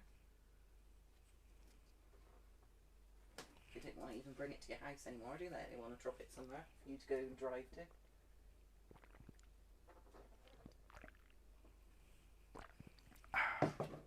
Self-service, so they save money on cashiers and then they start to distrust me and go and check me. Yeah. Right. I And don't. You unloading bloody lorries like the back, stuck in the shelves next. Yeah. Watch out if you start having to stack shelves. Do you have? That's when it all ends. You go and see out the back and stack that shelf while you're at it. Finally. Yeah. Self-service is such a dumb idea. And everything gets more expensive rather than cheaper. Yeah. Even though they're not paying Right. staff. There is our deluxe Thermalright power supply, which we'll be attaching approximately here, assuming the screws are there and they line up. It's actually quite a nice bit of room in there in this case. Nice. Bloody hot in here today. It's 25 degrees, only 52% humidity, but I'm sweating In America, balls. the self-service tilt asks for a tip. What? WTF. Last Seriously? stand in UK. Is that serious? I think they do actually. That's a joke, honestly. Gotta be. You can't be. And there's the supermarkets making all these billions, and they ask you to round your stuff up to give a donation. How about you take this tip It's and like shove it right up your ass? It's like children in need, isn't it? All those celebrities earning all that money, and they're getting you to give your pennies when Yeah. they've got millions. Yeah, but in fairness, if you got a million people watching it, like, That could be like one person could do that, and we wouldn't have to endure it. yeah, but they might do it as well. You don't know that they don't. I suppose. That has always been my argument, but it's like you don't know if they're not doing it, do you? Really, they could be. But nothing's getting better with all this donations. Just No. like, yeah. Don't say that. They'll stop sending super chats. Things are getting better. Do continue your super chats. It does help. It doesn't go You to. can now remember to take out those things. Yeah, it doesn't. You won't screw in the wrong screws. I promise I won't screw in the wrong screws ever again. At least not until next week. Go on, Dave. Quality In control next week's needed. stream, how to screw in screws into the wrong hole. Again. Ah, dear. This is looking great. I like this build. What do you think of it, Dave? Just wish it was cheaper. You don't like it? Oh, he shook his head. Is there bad weather in the US at the moment? There probably is, because there's that channel that I watched or have watched. I think what his name is now. He does channel weather stuff, doesn't he? He's an actual meteorologist, but he's got a weather channel on YouTube. I can't think what his name is now. But every single thumbnail is the same every single day. It's like, new scary storm front coming, or new bad weather, or this storm's going to get really bad. It's like, dude, you've certainly learned the YouTube algorithm. Good for you. He got about 1 million subscribers, didn't he, on one storm? Yeah. Bless him. He's doing a good job. Pretty bad. There's been a shitstorm over there for most of 2025. I thought that was the last 5 years, to be honest. Yeah. Yeah, they should start naming the storms over in the States after presidents. That'd be great. Because they could have alphabetical ones, because they could have Storm Abraham, Storm Barack, Storm Columbus, Clinton, yeah, Storm D, Donald. Hey, we might be onto a thing here. E. Is there any presidents with an E in their name? Hmm? Is there any Erics? I don't think so. Was there an American president with an E in his name? That is the question. Edward? No.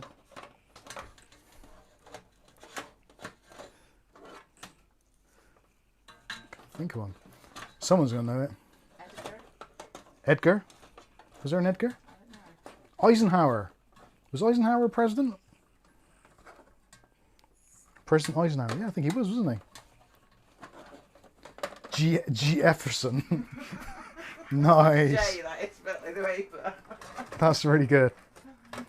That is really good. Right, as you can probably notice here, whilst we're having some frivolity, I'm also doing a little bit of cable management. Who's F? Who's F? Franklin. Franklin? Yeah. G. G. Who, Dave? I Ray- don't know that one. Reagan.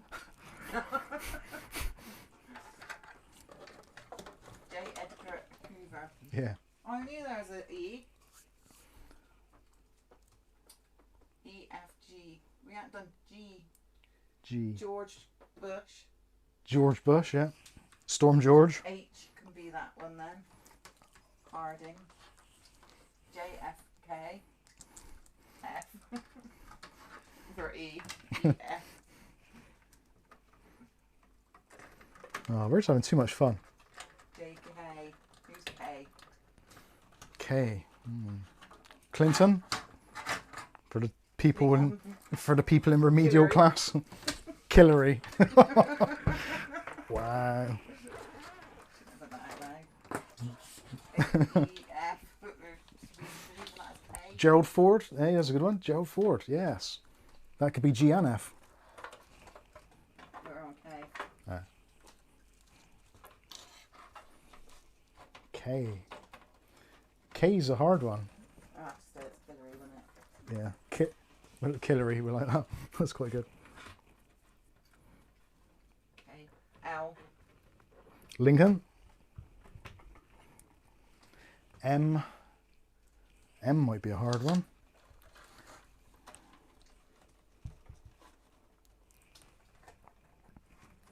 Yeah, I can't think of any for M. Was there a, no, I think of Mallory, but that's not one, was it?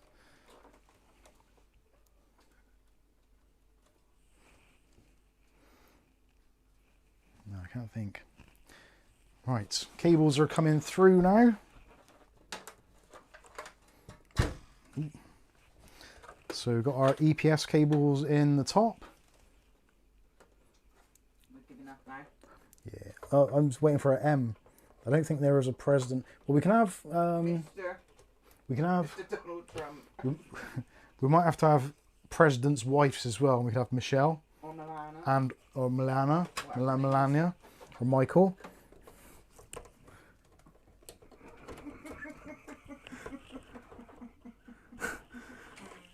Oh dear, it's too much fun. This is N. N. Let's have Michael for N. M. Yeah.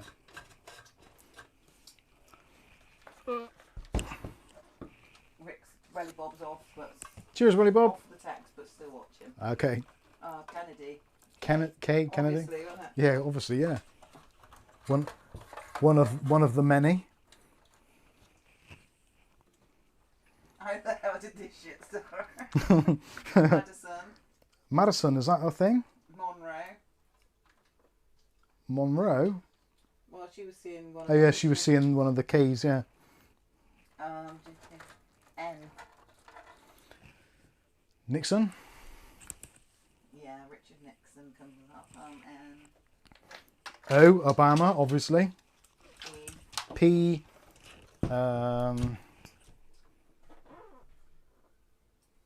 P. I can't think of a president other than the name president. Oh, we have presidents named Madison and Monroe. Ah.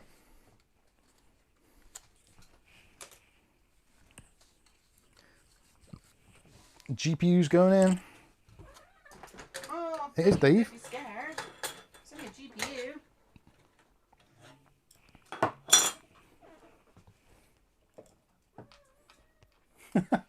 Last man standing. He's getting himself put in the naughty zone all the time. Storms named after female adult actresses would be better. Have you got to do the A to Z of them? Well, that'd be next. On next week's stream, The A to Z of P. Diddy. P. Diddy. Don't think he was a president. Not yet. Give it a few years. Prime Heat, what is your thoughts on the Nthru Pro 2 case that Fantex released a few years ago? I'll be honest with you, I've never been a huge fan of Fantex cases. I don't know why. There's no logic why, but I don't know, they just don't do a lot for me, and often they tend to be a little bit more pricey than some of the competition, I think personally, but I don't know. There's a lot of people who really do dig Fantex cases. I've never been a big fan. I think I've just made a new thread for that, which is probably actually not great. Actually, I bet those are the bloody stupid thread, aren't they? Rasha showed the doctor his hemorrhoids this morning. He just ignored me and carried on pushing his trolley around Tesco's. Oh no, I just dropped a screw. Did anybody see where that screw went? Oh crap. There it is. I told you always hit that camera above you. But that bit was on that camera as well when you whacked it.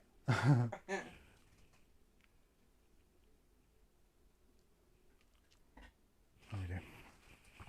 I don't know where that screw went.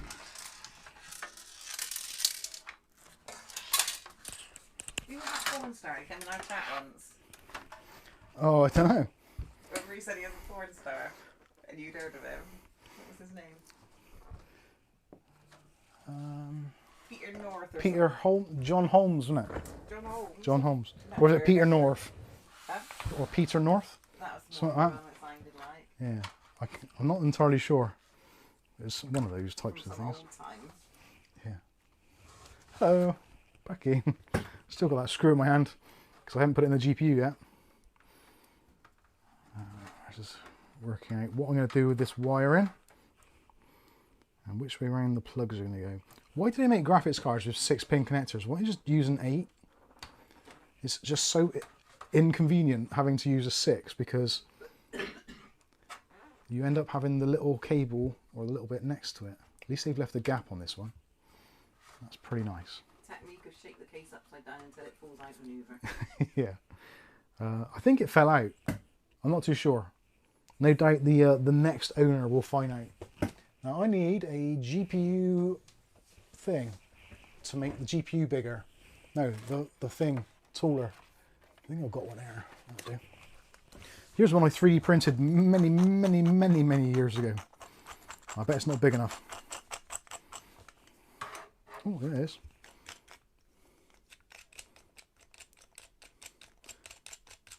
Not exactly the most elegant of solutions, but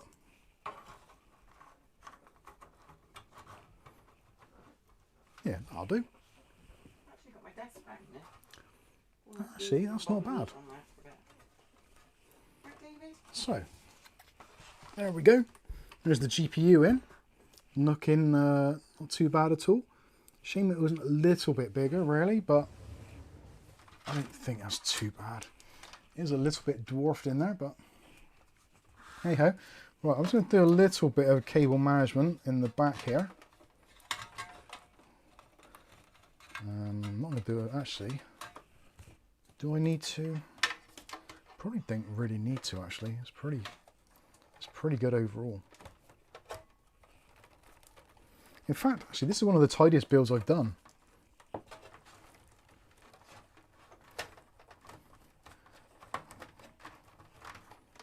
These wires are going to stick there. Not too sure about this bit though. That might need a cable tie. Yeah, that's going to need a cable tie right about there.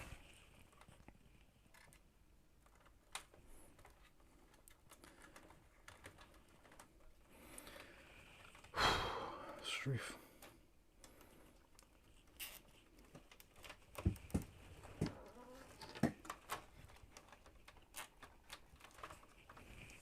This is looking great from back here. the front side looks awful. But in the back it's alright. I want some longer cable ties for these wires. So we're all good. Did anyone see that deal on curries? I think I did. I think I did. Dutch Jan says, not really my case, I don't like it. That's absolutely fine. It's all good. We won't fall out over it.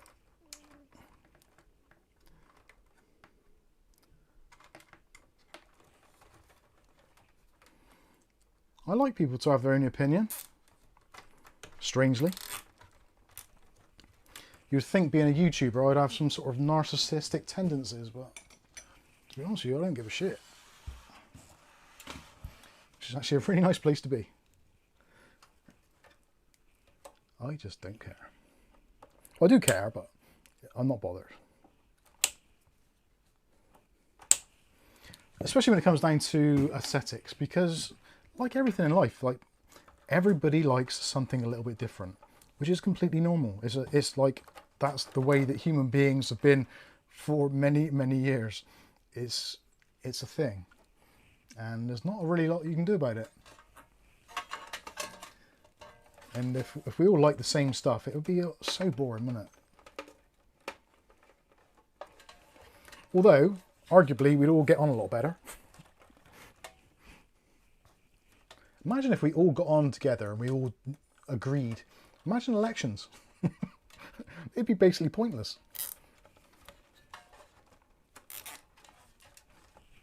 Well, it isn't it anyway? Yeah, it kind of is pointless anyway, but it'd be more pointless. How far is my phone charged? 73. Okay.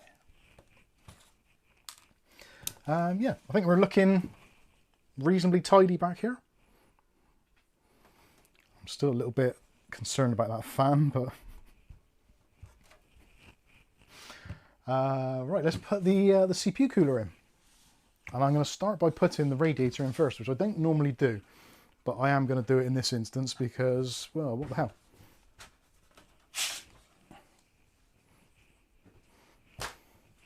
Get rid of those mirror fans.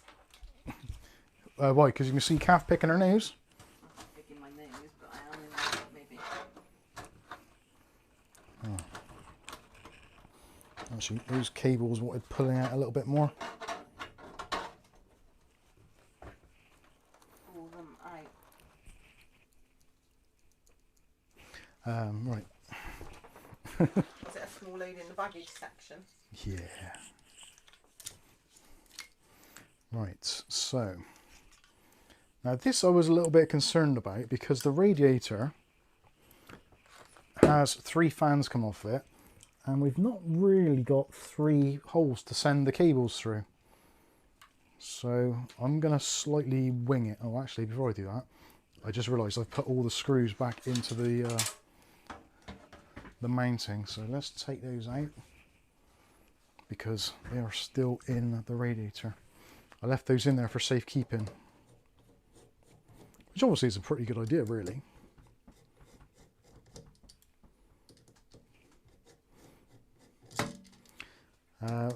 Let's talk about some of the games we've been playing recently. There's been 2 games recently which have completely filled my void of gaming. One of which is called Road Redemption, which is like a remake or like a spiritual successor to the old Road Rash game, which used to be on things like the Mega Drive and the Spectrum years and years and years ago. Basically where you're riding a bike along and fighting people with various different goals, such as beat up enough people or kill enough enemies or win the race, come in first. Australian accent. Yeah, and it's got an Aussie accent. It's great. It's quite rude as well. They actually say the see you next Tuesday word in the game multiple times. It's very good. Very entertaining. Viali's got a question. Yes, Viali. Where's Viali's question? At the Oh, bottom. where are your easy DIY fab GPU connectors? They are in the... Actually, yeah, those might be a good idea. I have got some here behind me. I don't know if I got the black ones though? Crime Heat had a question. I'll have a look for those in a minute. Who did? Crime Heat. Are you going to give Battlefield 6 a go? Probably not. I haven't enjoyed the Battlefield games since Battlefield 1941. Is that the title, or was that when you played it? Yeah. That was the year I played it, not the title. You cheeky bastard.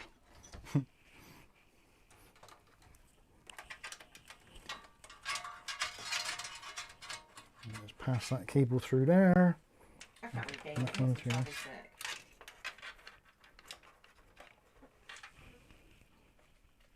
Was Rick H in earlier? Yeah. Rick Toss.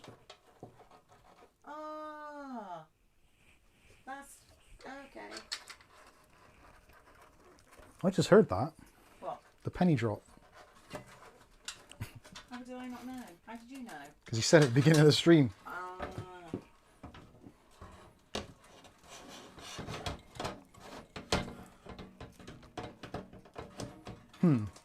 What is interrupting my my thing here?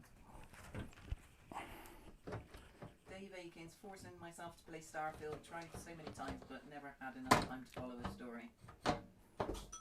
Ashley Strachan. That was a big jump. Ugh. What is blocking that there? Ah, it's just the power cables, that's right. Ashley Strachan just got back into Vampire Survivors with Castlevania DLC. Ah, I'd say what I've actually been playing last few days, which I've been enjoying tremendously, is Fallout 4. And being that there's going to be a new Fallout series on Amazon coming up in a month or so's time, I thought it'd be a nice time to kind of reacquaint myself with the lore and the whole kind of thing. And I'm literally playing it completely unmodded, apart from I do have a mod to speed up load times. What's that on Fallout 4? Yeah. Crawl out through the fallout, baby. It's great stuff. I don't think you might get up and dance on every song they babs. You can only dance with one foot, can't you? Yeah. I'm not doing that.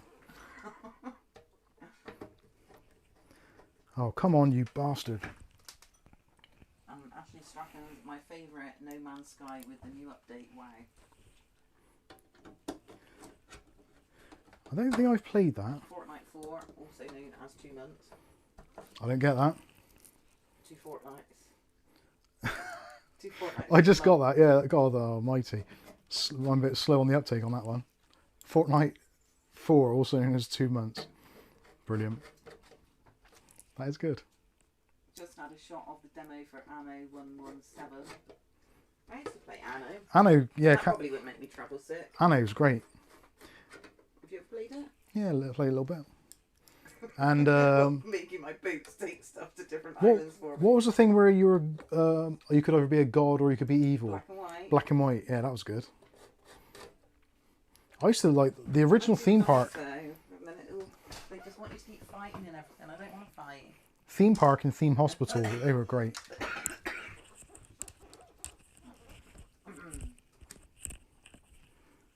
Then they got a bit agenda-fied, didn't they? When it was that Point Hospital. Just reading the comments there. Rasher says, last game I played was Call of Duty Modern Warfare 3. The scene of the kid being covered in rubble from bombers reminded me too much of the... Oh dear. We'll stop there.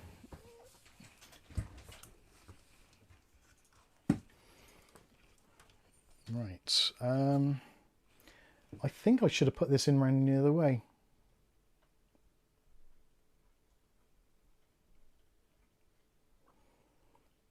I'm trying to think to myself now, why did I do it this way round? Oh, sod it. It'll be fine. What camera am I on? That one. Okay. Hello. Right, let's get some thermal paste on the go. We quite like Leisure Suit Larry as well, didn't we? Oh, So God. goofy. Leisure Suit Larry, yeah, that was hilarious.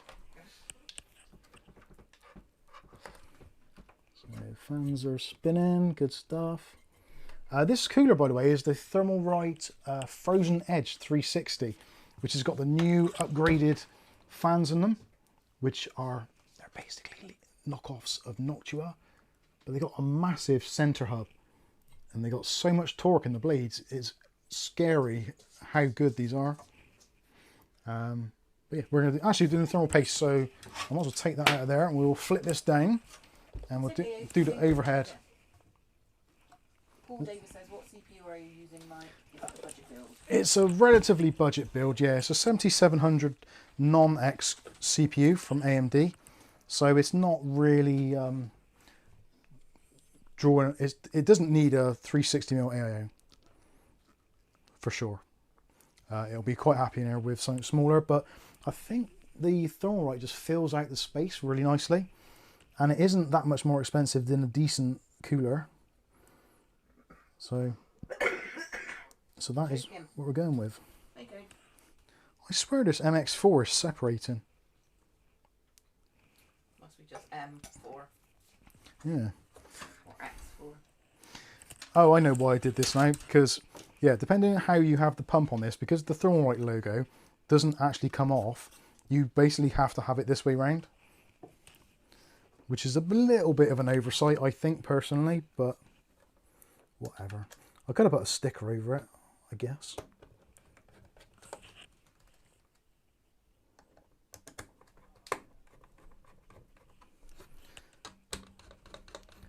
I do love how easy these Thermalright coolers install. It's just great. Actually, speaking of Thermalright and coolers, Thermaltaker got their new LS360 out, which looks to be very good and also competitive with Thermalright, bizarrely, because it's got an LCD screen on it, but it doesn't require like 17 years of wages to buy it. So I'm actually looking forward to that. That is going to be, well, they said they're sending it out for me to take a look at, so that should be with us pretty soon. Yeah, I think this is looking pretty nice. I'm still unsure about putting fans in the bottom. Never put fans in your bottom. I'm sure the doctor would advise against it. Actually, let me look, see if I can find those adapters to go in there. So I'm sure I have some here somewhere. And I can make that GPU look a little bit nicer.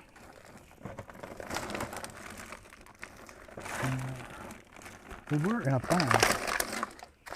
That's USB cables. That's another bag of USB cables. The trouble is, Kath keeps on finding these great deals for bloody USB cables, and I keep on buying them. I've got hundreds of the bloody things. Apart from when I asked for them. Yeah. There we go. I knew they were here somewhere. So I got a load of different 90-degree adapters. So I want a 6-pin, which I don't think I've got. Oh, actually, no, they're just 90s, so that'll be going around the top. No, these are 180s. I want the 90s, don't I?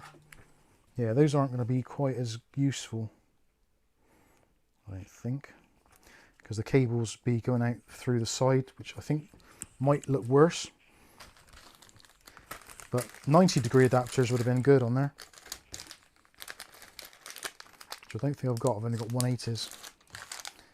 Which, actually, saying that, I need the 180s because coming up very shortly, I have got a universal vertical mount GPU kit coming to review. So I might actually need those cables for that, or those connectors for that. Well, they're saying that if it's universal, it should come with them, but it won't. Yeah, what was I doing? Cable ties. I had some cable ties in my hand. What do I do with them? There they are. That'll do. That'll do. Nice little thin streamlined ones. I can stick that together.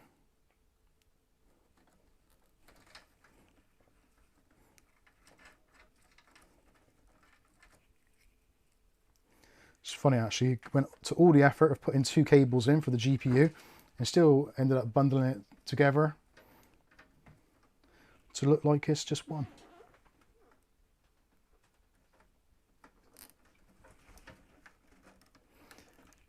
Viali says, not the Lian Li multi-position vertical mount, is it? It might well be.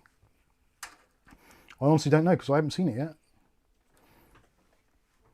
They're sending, I've got a power supply coming as well, which is a, Lian Li are doing some more budget orientated power supplies, believe it or not. So that's going to be, well, interesting to say the least, because obviously Lian Li are not normally associated with budget anything, to be fair. There are cases, some of them, like the 200 series, are quite competitively priced, but I wouldn't call them budget. But it looks like they want a slice of the PSU market on the lower end. Mike P. Hello, Mike P. Do you think AIO coolers are better than tower coolers for shipping a PC? Yeah. On the motherboard, maybe. 100%, yeah. They do have the downsides because obviously it's more expensive to ship with more weight, but at least the weight is more distributed and the majority of it is obviously like bolted to the case, so there's less stress on the actual CPU. So yeah, in terms of shipping wise, yeah, absolutely fine. And in fact, I sold a PC a couple of weeks ago and it was going to, I can't remember where it was going to, Wales. Was it Wales? Yeah, North Wales. And I put on a Noctua cooler, and by the time it got there, the fan was dislodged. So somehow the fan actually came off in transit, which you would never have thought in a million years, but it did. I was quite surprised. But it survived. It survived, yeah. He reattached the fan and it was all good. Well, I haven't heard anything from him since, so either the power supply electrocuted them and they're dead, potentially, or it all went well. I'm probably aiming towards the latter. It probably all went well. Oh, Maisie, your clothes are sharp. Right, I've got to think now. What's this? This is the pump. So where is the pump connector? I have to get the bloody light again. I've got about 3 head torches over there. I could have just grabbed one, but I'm sweating enough as it is. It's really muggy today. It's like this morning woke up and it was about 12 to 13 degrees. It was pretty chilly for summertime, and yeah, it's just gotten warmer and warmer all day, and now it's like about 25 degrees in here. It's about 17 or 18 outside still. The clouds have all misted over now. Stroof. I think there might be like a eclipse or something. That's we'll have it all cloudy. Oh yeah. Viali, Hey Viali. not the Lian Li multi-position vertical mount, is it? Yeah, I just said that. Oh, did you? Sorry. Yeah. Somebody said, "Ow, Maisie." Somebody said, "Ow." No, she keeps sticking her claws in me because I can't see my screen through cat. Right, do I want that RGB going to the bottom? How much do you think it will sell for? This PC, don't know, 700 maybe if I'm lucky. I'm not very good when it comes to pricing stuff up. I normally end up losing out. Everyone always says I undersell my stuff, but I guess I do. Right, P says, thanks for the reply. The reason I ask is I recently shipped PC and it wouldn't boot. Turns like the cooler dislodged the CPU during transit. Oof, yeah. So It's really common. It's really common, yeah. I generally say, if anybody asks me, they say, well, will you send it in the post? It's like, no, collection only. Because it's just not worth the hassle or the worry. But this dude was like really adamant, kept on pestering me. And it's like, right, if you want it, I'll do it, but you pay the insurance extra and you pay the shipping. And you can buy the label. And you like produce the label and everything. And literally just send me the label and I'll put it in a box for you. And I'll do it, but I'm not happy about doing it. And if anything goes wrong, it's basically down to you. If you want to take it up with the transport company or whatever, I'm not taking any responsibility whatsoever if anything goes wrong. It's a con, isn't it? Because it was Nick Barnes, wasn't it? We sent a PC case to. Yeah. And because we didn't have a receipt, they wouldn't refund. Yeah. So obviously we get stuff sent to us for review purposes by either the kindness of your hearts out there or for companies sending things in. So we don't generally get a receipt for that. We get a shipping label or like It a usually just proof of turns up, postage, doesn't it? generally stuff just turns up, yeah. And we had there was a Series 300, I think, or it was a Series 500. I honestly can't remember which case it was now. It was one of the Thermalright cases. So I did a deal with Nick Barnes, and because he wanted a case, I was like, yeah, okay, fine, it's great. Gets it out of our way, and he gets a case, so everybody is happy. But they lost the case, and basically said, well, like, how much, yeah, how much was the value of it? I said, well, it was valued at about £130, I think it was. I can't remember the exact. Say for argument's sake, it was, yeah, we paid for £150 insurance, and it's worth like 130 quid case plus like the 20 odd quid for posting it. So I thought, well, I'll insure that as well. And they basically turned around and said, well, you need a valid receipt saying that you bought the case for the value. It's like, well, I was sent it as a review sample, so I haven't paid that for it, but that is the going value. So I sent them a screenshot of scan.co.uk's current price for that case as it was, and they're like, well, that's not good enough. It's like, well, I haven't got a receipt for it. I've got no proof of purchase other than the fact that it's brand new. It's on my YouTube channel. You can check out the review if you want to. But they weren't interested. They said basically you got nothing to stand on. So they said, well, all we can do is we can give you back the price of the postage, which was like 20 quid or 25 quid or something, or whatever. They said, like, we'll give you this like nominal value. So, well, that's not really helpful for me, to be honest. So yeah, it was a bit of a pain. CTE was the case. Huh? Oh, CT case, yes, that's it. Yeah, CTE 500 was it? Or what was it? 750. Well, he probably don't know because he didn't ever get it. Yeah. Oh, I just don't want to go in here. Last man standing. I'm not being funny, but Bristol is like miles away from anywhere, isn't it? Not really. It's got most of the Guys, main routes yeah. from there. It's one of the main kind of intersections for London. And Wales. What the hell's going on here? Why do none of these screws fit? It's starting to chafe my ass.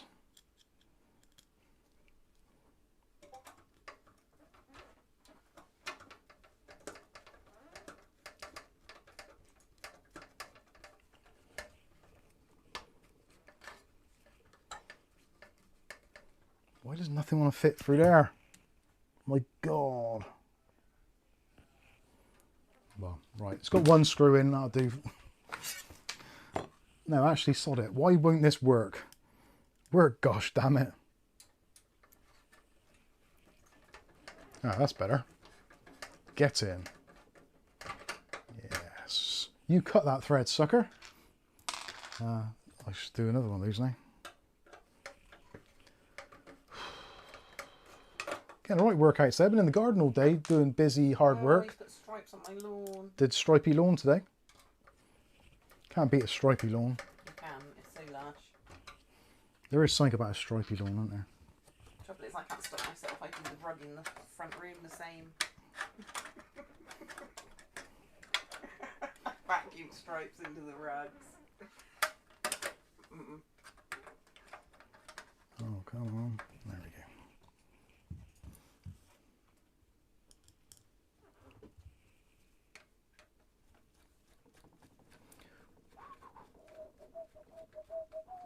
That's so annoying.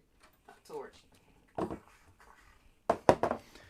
Right, I think we are actually getting somewhere now. So we've got most of the fan stuff connected. So it's got to do the ARGB, which I'm almost tempted. Design hot air case other than USB-C is add-on. For me, Fractal is very much like Fantex. I don't really like them or rate them. Like, they're fine, and I know there's like loads and loads of people that buy them and are very happy with them, but I just don't see the kind of, not the point of them, but I just don't see what all the excitement is about. They're certainly interesting, I guess, and I had the Metal Define, I think it was Define D or something. C on it. Yeah, C or D or whatever it is. One of those in their range, and it was fine. I enjoyed it, but it was just like, it was quite expensive. A lot of the stuff was weird, like they had like white blanking plates on a black case, and the filters weren't brilliant. That was Flames. It was a while back. Flames Day view on the channel, wasn't it? It might have been. On the top of the box when it was going rain on that turntable thing. I'm not sure. I'm not sure. Because we bought it second hand, didn't we? I believe we did. Yes, we did. You're right, actually. Yeah. Right, I'm getting confused now. What I'm doing? Yes. This could definitely do with a few more holes towards the top to actually, to do some cabling, because it's starting to get a little bit messy in here. Not terribly so, but that's what we've got there. That's RGB for the front fans, I think.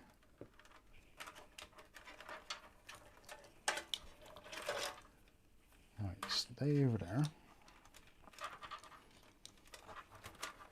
There's that, another one. Oh, I just think oh no, I haven't.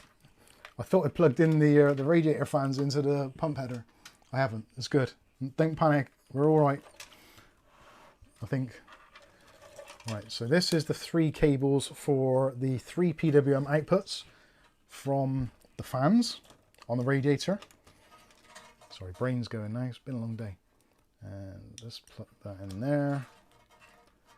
These are not going to be in necessarily the right order, but they should be in that. They should be fine. You don't really need to. Be on Who Wants to Be a Millionaire or anything there. No. Put the 4 cables in the right order and the quickest time. Yeah. Fastest finger first. Is that what it was called?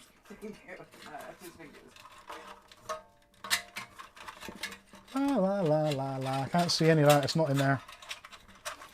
Good job we got a nice little drive tray there, actually, just to chuck all that stuff in. Case. Yeah, it's a black case, and la la la. It's all disappeared into the ether. I might cable manage this properly one day, but I think those days are unlikely. Right, so I've got another ARGB, which is going to be for the fans on the side. Now there's another header on the bottom of the motherboard, but being as we've got a pass-through from the RGB block, we might as well use that. Although these don't always lock together nicest, but that one actually does, so that's fine. I'm going to leave that in there. We've still got another pass-through should we need it for another device. What is it in there now? It is 25 degrees and 52% humidity still. Feels hotter, doesn't it? Sweating. Should I do the top windows, let the heat out?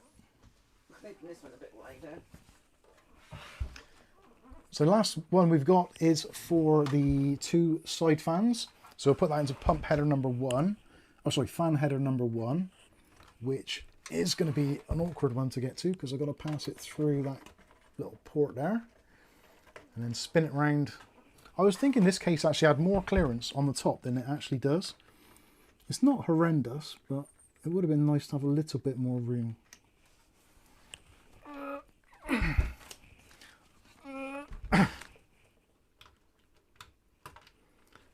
And there we go. That is it. It's basically done.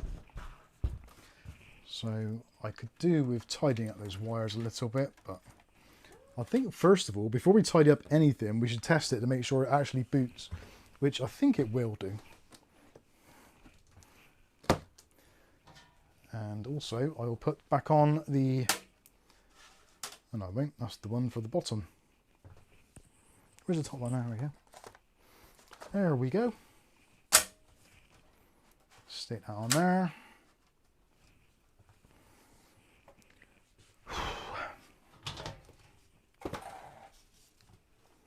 Stick the back on. Oh, I just said back on. That reminds me of bacon. I like bacon. Could do a bacon sandwich. Bacon egg sandwich now with some brown sauce.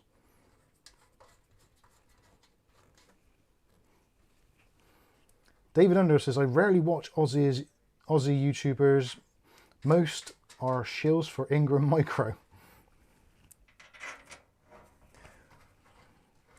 Shills. Best thing in the world, shill. O'Reilly says, it's been a hot day for me. It's been warm here. Netflix and shills. Netflix and shills. That's quite good. Right, I'm going to do the peel. Let's do the peel. Is there a peel on the inside of this glass?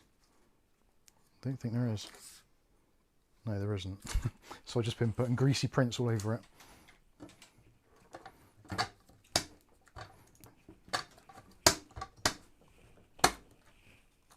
You wouldn't be lifting my PC like that.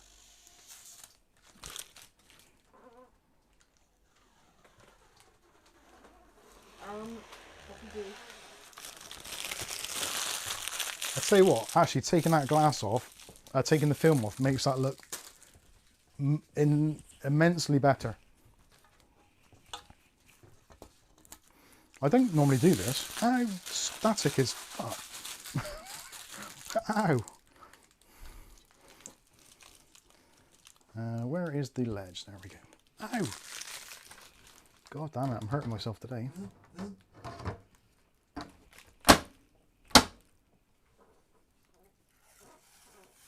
Watch the reflection.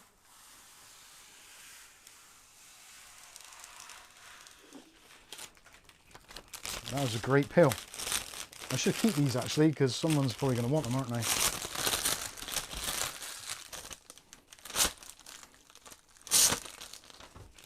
I'll keep that one.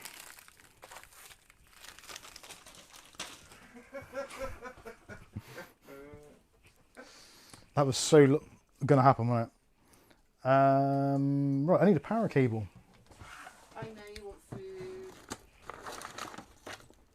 I need to be able to get up mazes on my lap.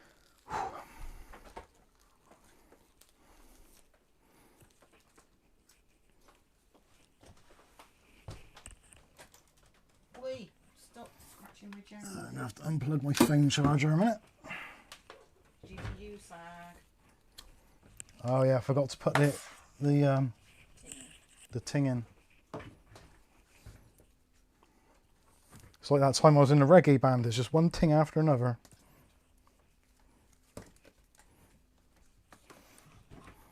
David Underhill. What about him? Can't see the screen. If you want to read that, right or not. Let me have a look. David Underhill. A lot of YouTubers shills. Mike Churchill is a rare exception. I've never heard of him.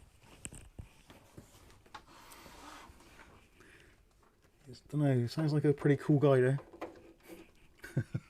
Regress. Oh no. Oh, Jay's 2 cents actually is part owner of the Micro Center store he visits. I did wonder that. I have been looking for documentation to confirm that, but I've not found anything as of yet. Woo! Why's the RAM not lighting up? Ah. The windows are open. That doesn't matter. Pat and Dave be bloody croaking it. That would be like listening to them banging in there. I'm trying to work out where all the noise is coming from. Oh, because we're out on training still.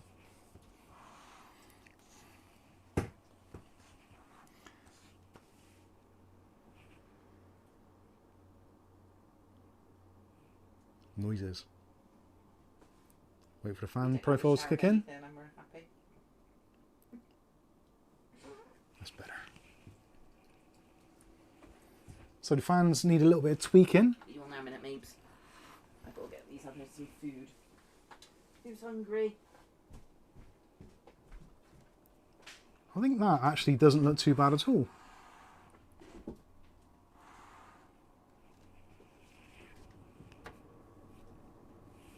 There's a lot of noise coming from something. Looks like the fans. Oh, they should die down now. MSI sensor is just loaded, and we should be getting into silent territory shortly.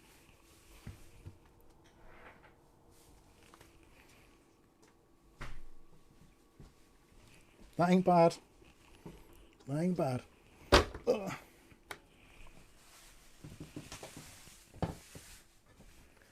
I am going to stick with the GPU support in there. I think it does need it a little bit. What do you think? I don't mind it. I think it does need a 120mm RGB fan at the back there, but I don't know whether I can physically fit one in. So it might have to just live with that as it is. But I think it's actually quite minimal RGB. But it does now beg the question, should I have just put non-RGB fans in the side? I don't think that would have worked. I think it does need RGB fans on the side just to lift it up a bit. I might have to get some reverse airflow ones to match the side ones to go on the bottom. I'm not too sure. That might be an AliExpress job. Let's have a look, see what people say. GPU too small, says Dutch Jan. Okay, that's fine. Dutch Jan says, no, J2Sense is not a part owner of Micro Center. He is a long-time partner and influencer for the company. Okay. Yes, I would like to see if there's any, if there's anything anywhere, because I always thought that J2Sense and Micro Center had a very close relationship. Whether or not he was in any way, shape or form invested, I would have thought if he's got any sense that he would have actually kind of said something, said in full disclosure, much like Linus does with Framework. But anyway. Viali says, looks okay. AIO other way round equals rear fan. Yeah. Susan Robbins says, I like the look. Thank you, Susan. Dave Aitkins says, being honest, I don't love those fans. Sometimes less is more. Fair enough. Susan says, just one exhaust fan that is RGB. A potted plant would look nice there as well.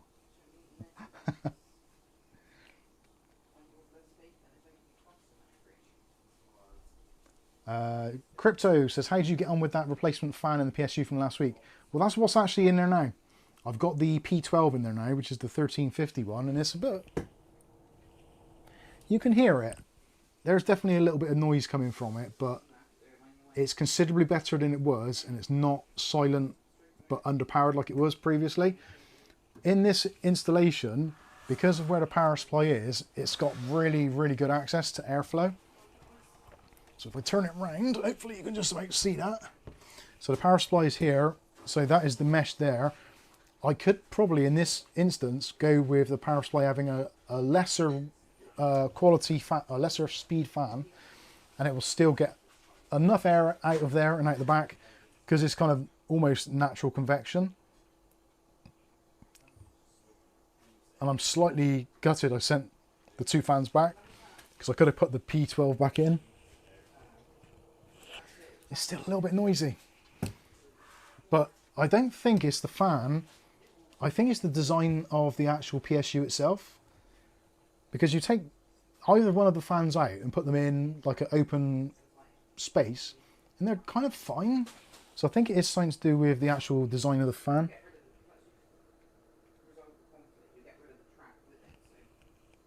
I don't think it's horrible. I couldn't put up with it myself personally, but yeah, we'll see what happens.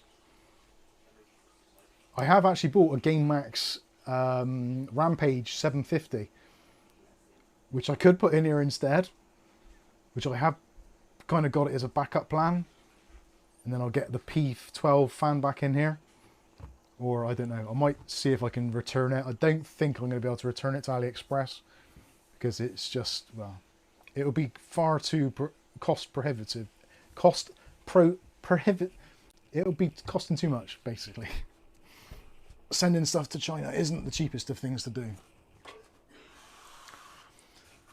So anyway, there you go. There is the arguably semi-finished build. Yeah, I'm not too sure about the fans on the side. Maybe I could go with the Thermalright SWA fans, the black ones in reverse, and put 3 on the bottom and 3 on the side. And then maybe swap out that power supply I don't like that Thermalright power supply. That was a big mistake. The other two power supplies that I had, the MSI one and the Cooler Master, both had noisy fans. Both of those were returned to eBay, and both of them have been refunded. So that's a big weight off my mind, because that was like, excuse me, that was about 100 quid tied up in basically unusable stock, which is not great, especially for making content.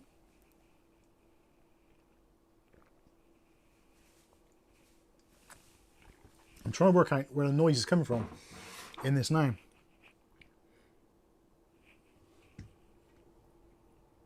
I think most of it is from that power supply. Yeah, if I put my hand over the back of it.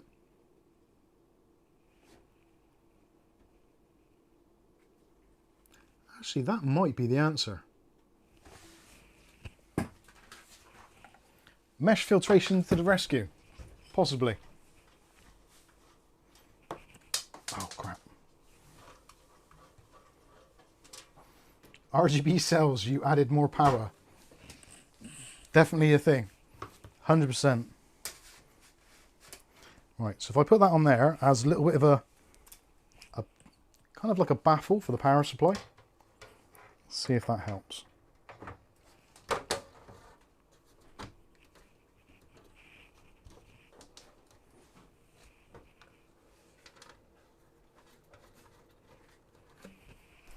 I know there's a lot of people that don't really care about PC noise, but it bothers me. Where's the bloody hole for that? Oh, there.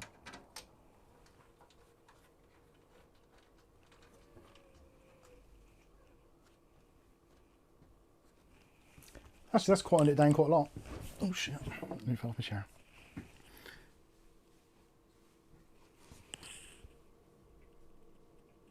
Can you hear the noise?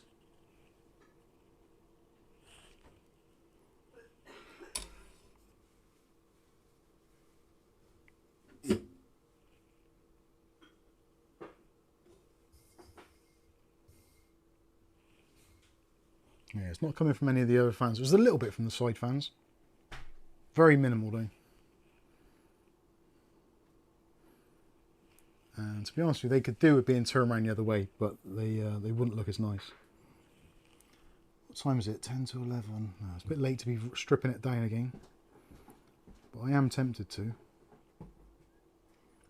you think it would look okay with just black fans on the side?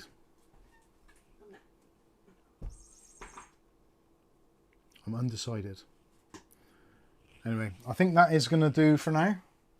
Let's turn this off a minute. I'll have a look in the chat and see what you lot have been saying. You're going to shut down? You're going to be good? Thank you. Charles says it looks fine now, leave it.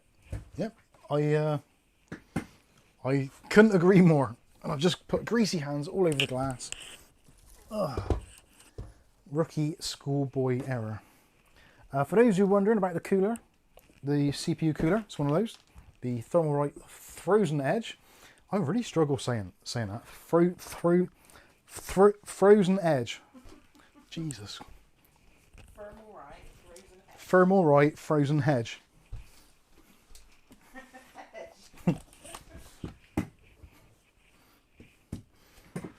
Just Dan says, yeah, put all black fans in it. I have actually got two packs.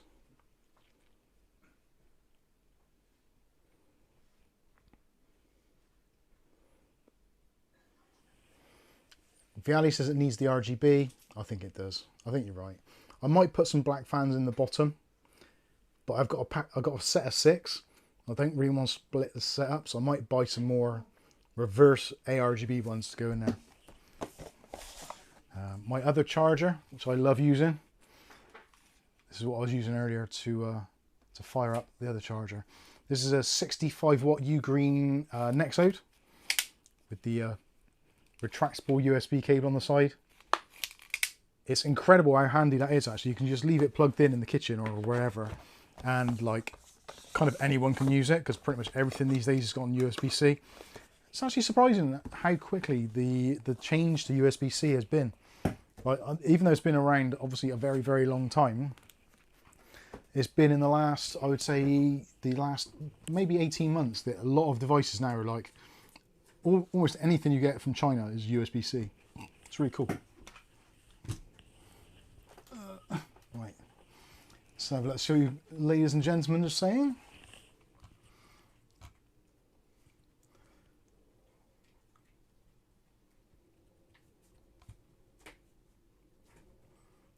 And the Fairies Leprechaun says, be careful when buying high value tech items on Temu, AliExpress or similar.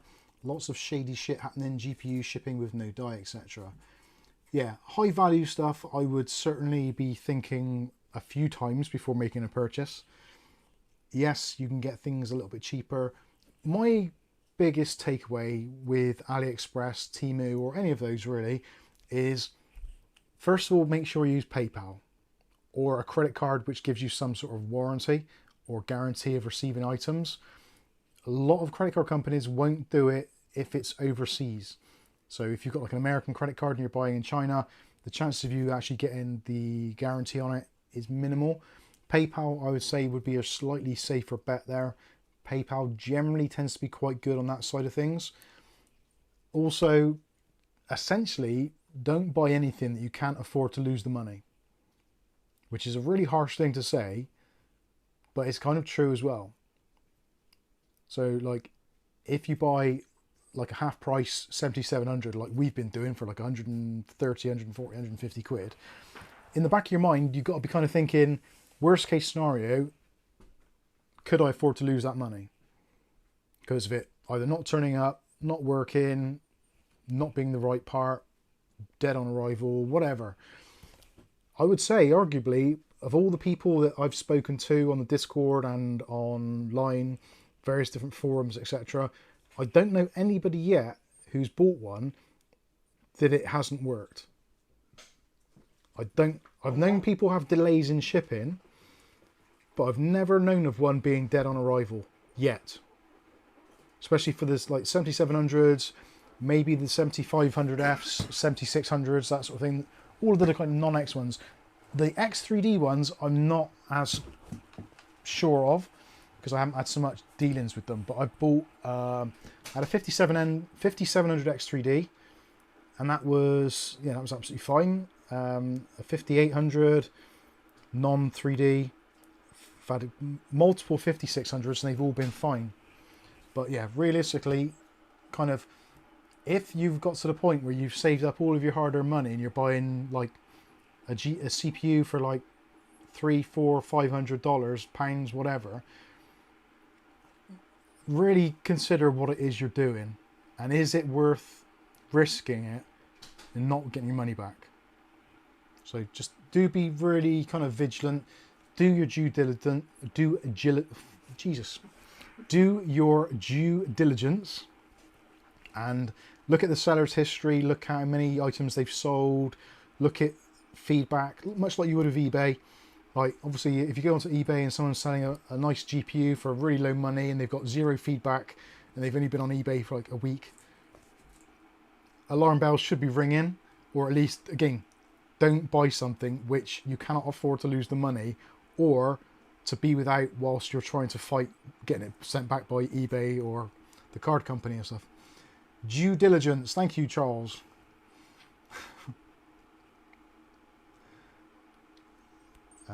Yeah, it's a gamble.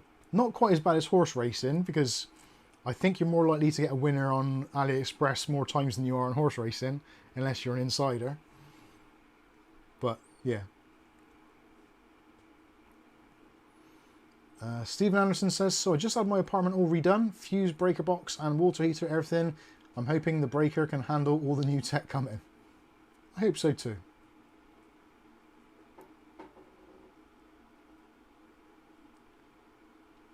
Dave says AliExpress customer service is getting better. I ordered a deep cool tower cooler. I told the customer service that it arrived a bit battered and they refunded 30%. It was already super cheap at £12. That's not bad. Riley says, has Mike been on the sauce tonight? I wish I had. I haven't had a drink in ages. I can't remember the last time I had a drink. I'm going to have a drink now. Do you want a hot Yeah, chocolate? I'll have a drink. No, I don't want hot chocolate. Too much sugar. I'll have a jar of honey. Thank you. To probably counting them. I'll have a pasty. Right, okay. I think that is pretty much wrapped up. I can't think of anything else. Oh, actually, I did see something of interest, which some of you may be interested in, some of you probably aren't because it's highly expensive. But it appears that the pricing for the new 50 series RTX Supers is live. Well, not live, but been released. So if you're looking at a RTX 5080 Super, these are the Founders Edition prices, or MSRP for the low entry models. The American price is $100 more expensive than the current 5080. So that's for 24 gigs of RAM, which potentially could be 36 gigabit per second RAM, I believe. 36 or 32, I can't remember. It was a while back I looked at the slide. The 5070 Ti Super is $50 more expensive than the existing one. And the 5070 non-Ti, but Super, has 18 gigs of RAM and is $50 more expensive than the existing one. So basically the same sort of prices. $50 to $100 extra, which obviously in the UK will get, I'm not going to say the word, but it happens to if you bend over and you go to the showers in the male prison. We will get that for the equivalent. So rather than paying the dollar equivalent, so it'd be about £50 would be about 35, $50 is about £35. So no doubt we'll pay the extra and pay £50 because it's just the way things work out. So it's, yeah, it's, well, allegedly, if the stories are to be believed, the Super Series is likely to happen before Christmas, which I was quite surprised to learn, but there's been a couple of well-known leakers who have said the same thing. So it's looking at a potential late October, early November release for the Supers, which is kind of goodish news, I think, because you're getting more RAM. Essentially, that's what it breaks down to. So, actually, let me see if I can, which phone do I have on this one? I'm pretty sure it was one of the last things I looked at on my phone. If it's still there. Notifications. No. Let me see. Is it still in my feed? RTX 5000 Super. Pricing.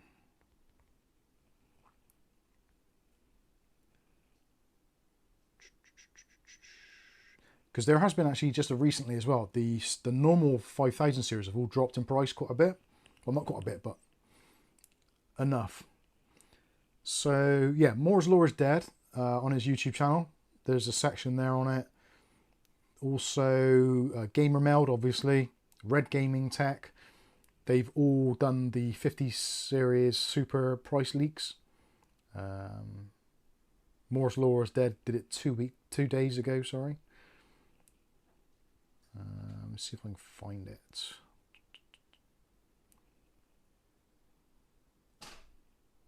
I wish I could find it. It came up on my feed. I was reading. I was like, oh, that's interesting. Shame I haven't got recall. That would be happy. Anyway, no doubt you'll see it all on your feeds anyway, coming very soon.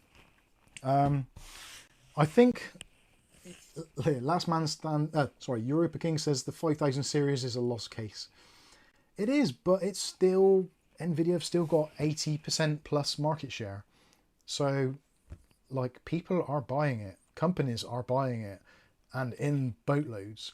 Someone said, I actually mentioned this earlier because I was on Adamant IT's stream. Graham from Adamant IT, for those of you who know him. And they were talking about PC gaming builds, and they're saying like you shouldn't be buying Nvidia, you should be buying AMD because AMD cards are better. And I argued that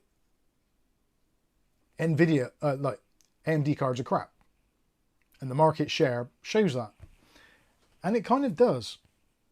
Because the thing is, if AMD cards were better, which you can argue what better actually means, whether it means better priced, better performance, better features, better drivers, better availability, better pricing. I think I said that already. But whatever your definition is of better, it isn't, because Nvidia have got 80% of the market share, or more than that. So the very, very tiny market share that AMD have got. And you think AMD have had some really strong players, especially the 9000 series have been really strong. Very good performance, very good pricing, but still the market share is absolutely pitiful. Like, the AMD market share, I think, is worse. I was going to say worse than like Apple versus Mac OS versus Windows, but I don't think it's quite that bad. But it's close. And the thing is, like, AMD aren't doing anything inherently wrong other than the fact that AMD and Nvidia are both owned shareholder-wise by the same companies or the same group of companies. So there's never going to be a real true champion. AMD might come out fighting with some products which are like competing, but then they'll just put the prices up, which is exactly what they did with the 9000 series. They're like, right, we've got a card here which is kind of fighting its way towards like the 5070, 5080 class cards. So they priced it just under a 5080 price, which is kind of like, okay, great. You're not really proving anything other than the fact that you're not as good and you're a little bit cheaper. So you're not really achieving much. If AMD want to grow market share, which they don't, they could just reduce the prices and they would sell a lot more. They always do the same thing. They release a card at a high price thinking early adopters will buy it, and then they reduce the prices. And AMD cards have got absolutely hideous resale value. Anyone who's bought a graphics card in the last 5 years will know exactly what the deal is. You buy an Nvidia card, it holds its market value. It still will drop, but it will hold its value for a reasonable amount of time. And often kind of it drops quite sharp to begin with and then kind of stables and sometimes even increases a little bit depending what card it is. It's a very weird thing, but with AMD, their cards just drop like a rock and just keep on dropping and dropping and dropping until there's either none on the market or they get to a point where they're so low that everybody buys them, and then they kind of start raising a little bit on the used market. But yeah, it's a very weird thing. I've got AMD cards, I like AMD cards, and I would love for them to be better. But they don't seem to have that same desire. So they will never get the market share. And obviously market share is what defines what is a good product. Again, there's going to be different caveats, whether it's pricing, availability, drivers, design even, game support, extra features, all of those things. Doesn't matter what it is that appeals to you personally, they still haven't got the market share because people don't want to buy them. Now, some people do. And you could argue that educated people will buy AMD graphics cards because they are not misled by marketing. But we kind of all are anyway, regardless. So I don't think that's quite a fair analogy. You get people like when you try to sell a PC, if you list it on Facebook Marketplace, whatever, you put an Nvidia card in, even if it's an older one, it's more likely to sell quicker than it is with an AMD card. It's just, those are facts. At least here in the UK. I'm pretty sure it's the same in America.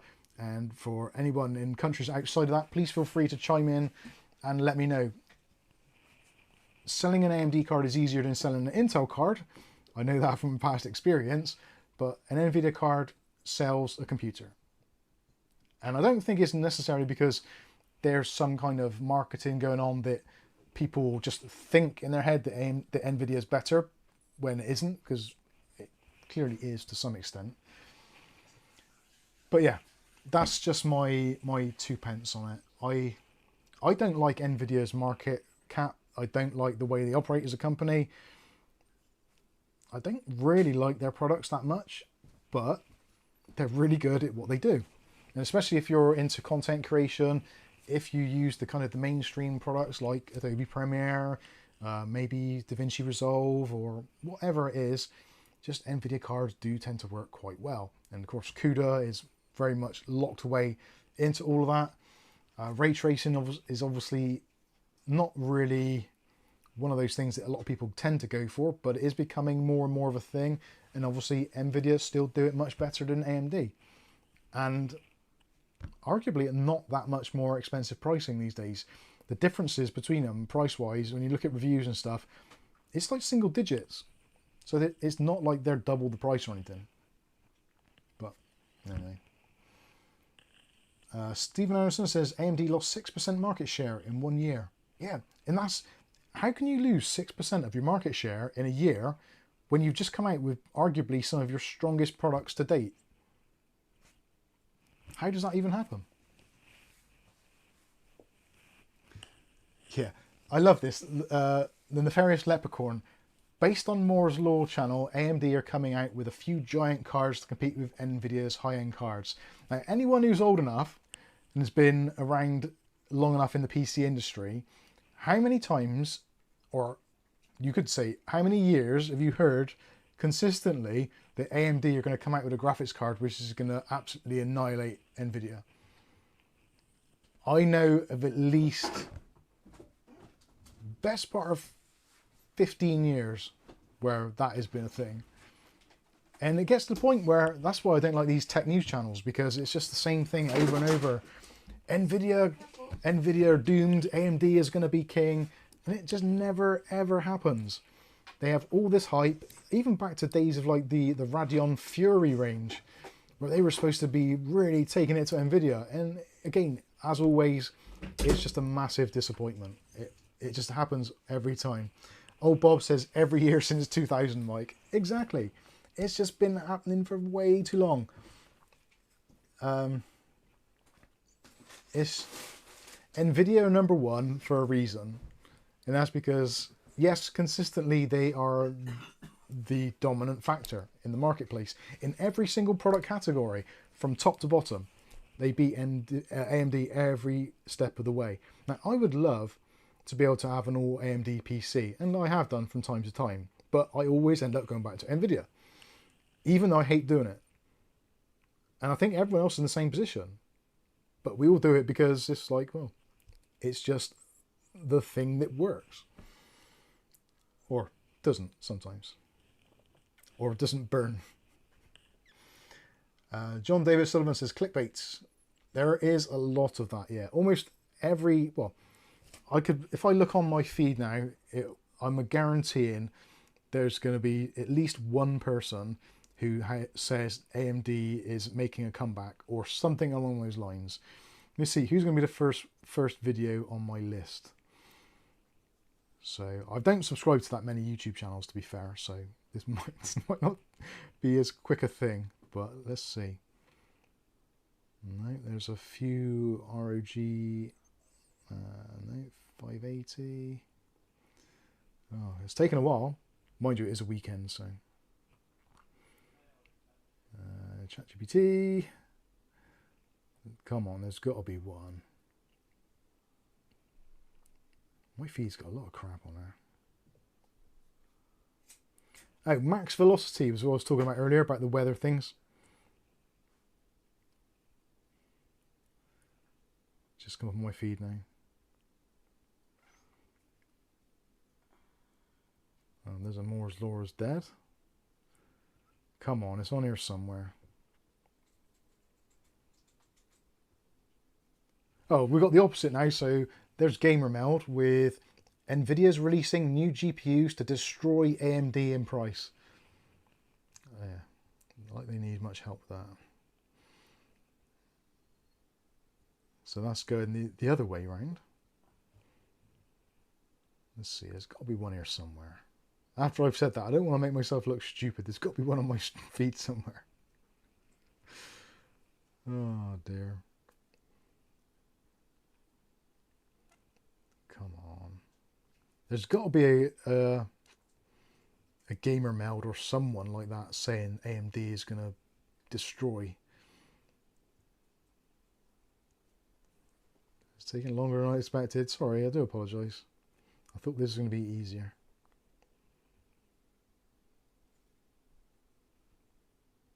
Weekend video feed. Always a great one.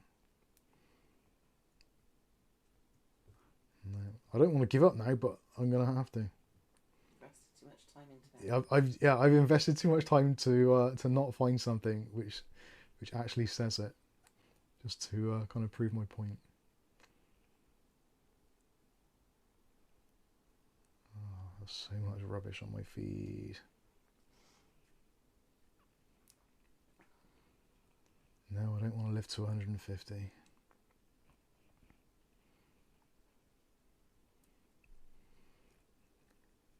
Don't get me wrong, this is good content. What you're doing. Oh, there we go. The Gamer Mail, the end has finally come, and that was a video about the new AMD Mammoth GPU. Oh, and there's the RTX 5080 and 5070 Ti Super full leak price and performance from Moore's Law is dead.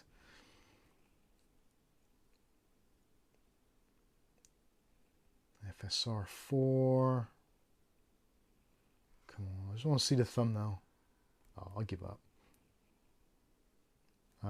Bad news for gamers. RDNA 5 Alto flagship cut by 25%. Gamers get leftovers. RDNA 5 ATO flagship cut 25% for RX 10 GPUs. So yeah, that looks like that's going to get worse. Anyway, you get the general idea. So AMD have always tried to upsell and say, like this. I think the biggest one recently was the 7000 series, and the guy who did the product launch ended up quitting not long after because he promised so much and it delivered basically none of it. It's yeah, it's just ridiculous. AMD. Oh yeah, John David Sullivan said, here it is, RTX 10950 XTX is a monster. That's the sort of things that we say, and it could well be, but we've heard this so many times.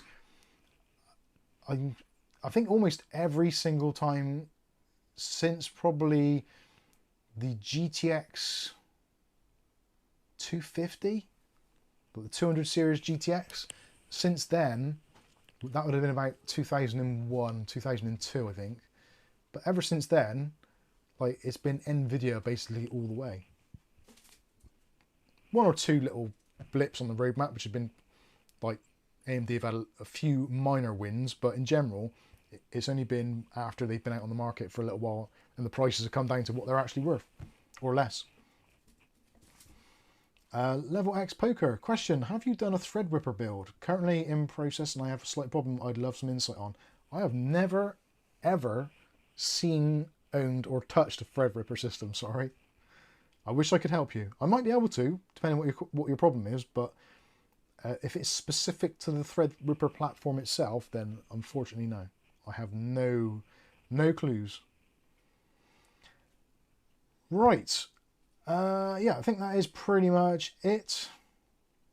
Hopefully you've enjoyed the stream. Sorry to waffle on at the end there, like I do, but there you go. It's coming up to, yeah, we're 2 minutes away from the 3 hour mark, so I think that's a good time to call it a day. So always, sorry, as my brain's falling apart now, you can tell. As always, thank you all so much for your kindness, your contributions, and your video comments and suggestions. All very helpful and makes it worthwhile, because otherwise it'll just be me chatting to myself, or, well, actually, yeah, it'll be chatting to myself, because Kath will be like, You never talk to me. not about computer stuff, because you just eyes glaze over. You go, ugh. Anyway, thank you all for joining us on the stream. Hopefully you enjoyed it. If you have, smash the like button if you haven't already. Don't forget you can join our Discord, which I'll put links in the chat. So if you've got any problems, computer stuff, looking for bargains, or just want some room to vent your spleen in our mental health room, you're more than welcome to do that in there. That's what it's there for. So if you're someone who feels a bit depressed or a bit down, a bit low, just want to get something off your chest, feel free to use our mental health room. You can go in there, have a chat. It's as confidential as you want it to be, and you can say or talk as much as you want to. that choice is entirely up to you, but generally most people have been in there with like any kind of moderate to severe problems. We've been pretty supportive. I like to consider ourselves as being a pretty decent group of people, and very accommodating and helpful, and just human beings trying to look after other human beings, which is something which is not a lot left of that in the world. I am struggling with my words. Anyway, thank you all so much for joining us. What's that? Sorry. Level X Poker. Right, yeah, it's about using a torque wrench for a Silverstone IO. Ooh, no, that is not my no, not my area of expertise, I'm afraid. Crypto says, remember Donos. What's Donos? Oh, member Donos. What's member Donos? Donations. Oh, donations. Yeah, thank you for your memberships and donations and stuff. Or have we got any left to give out? Got any memberships to give away? We'll have a look. We might have some memberships to give away. We'll have a look. Did 5? Yeah.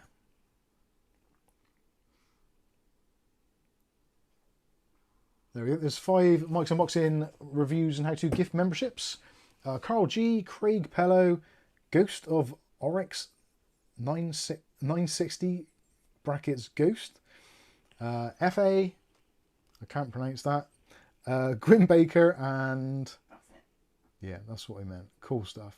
Anyway, yeah, thank you all very much for joining us. I've been Mike. This is Mike's Unboxing Reviews and How To, and hopefully we'll catch you in the very next video. Have a great rest of your weekend, and we will see you on Monday with a fresh new video from Mike's Unboxing.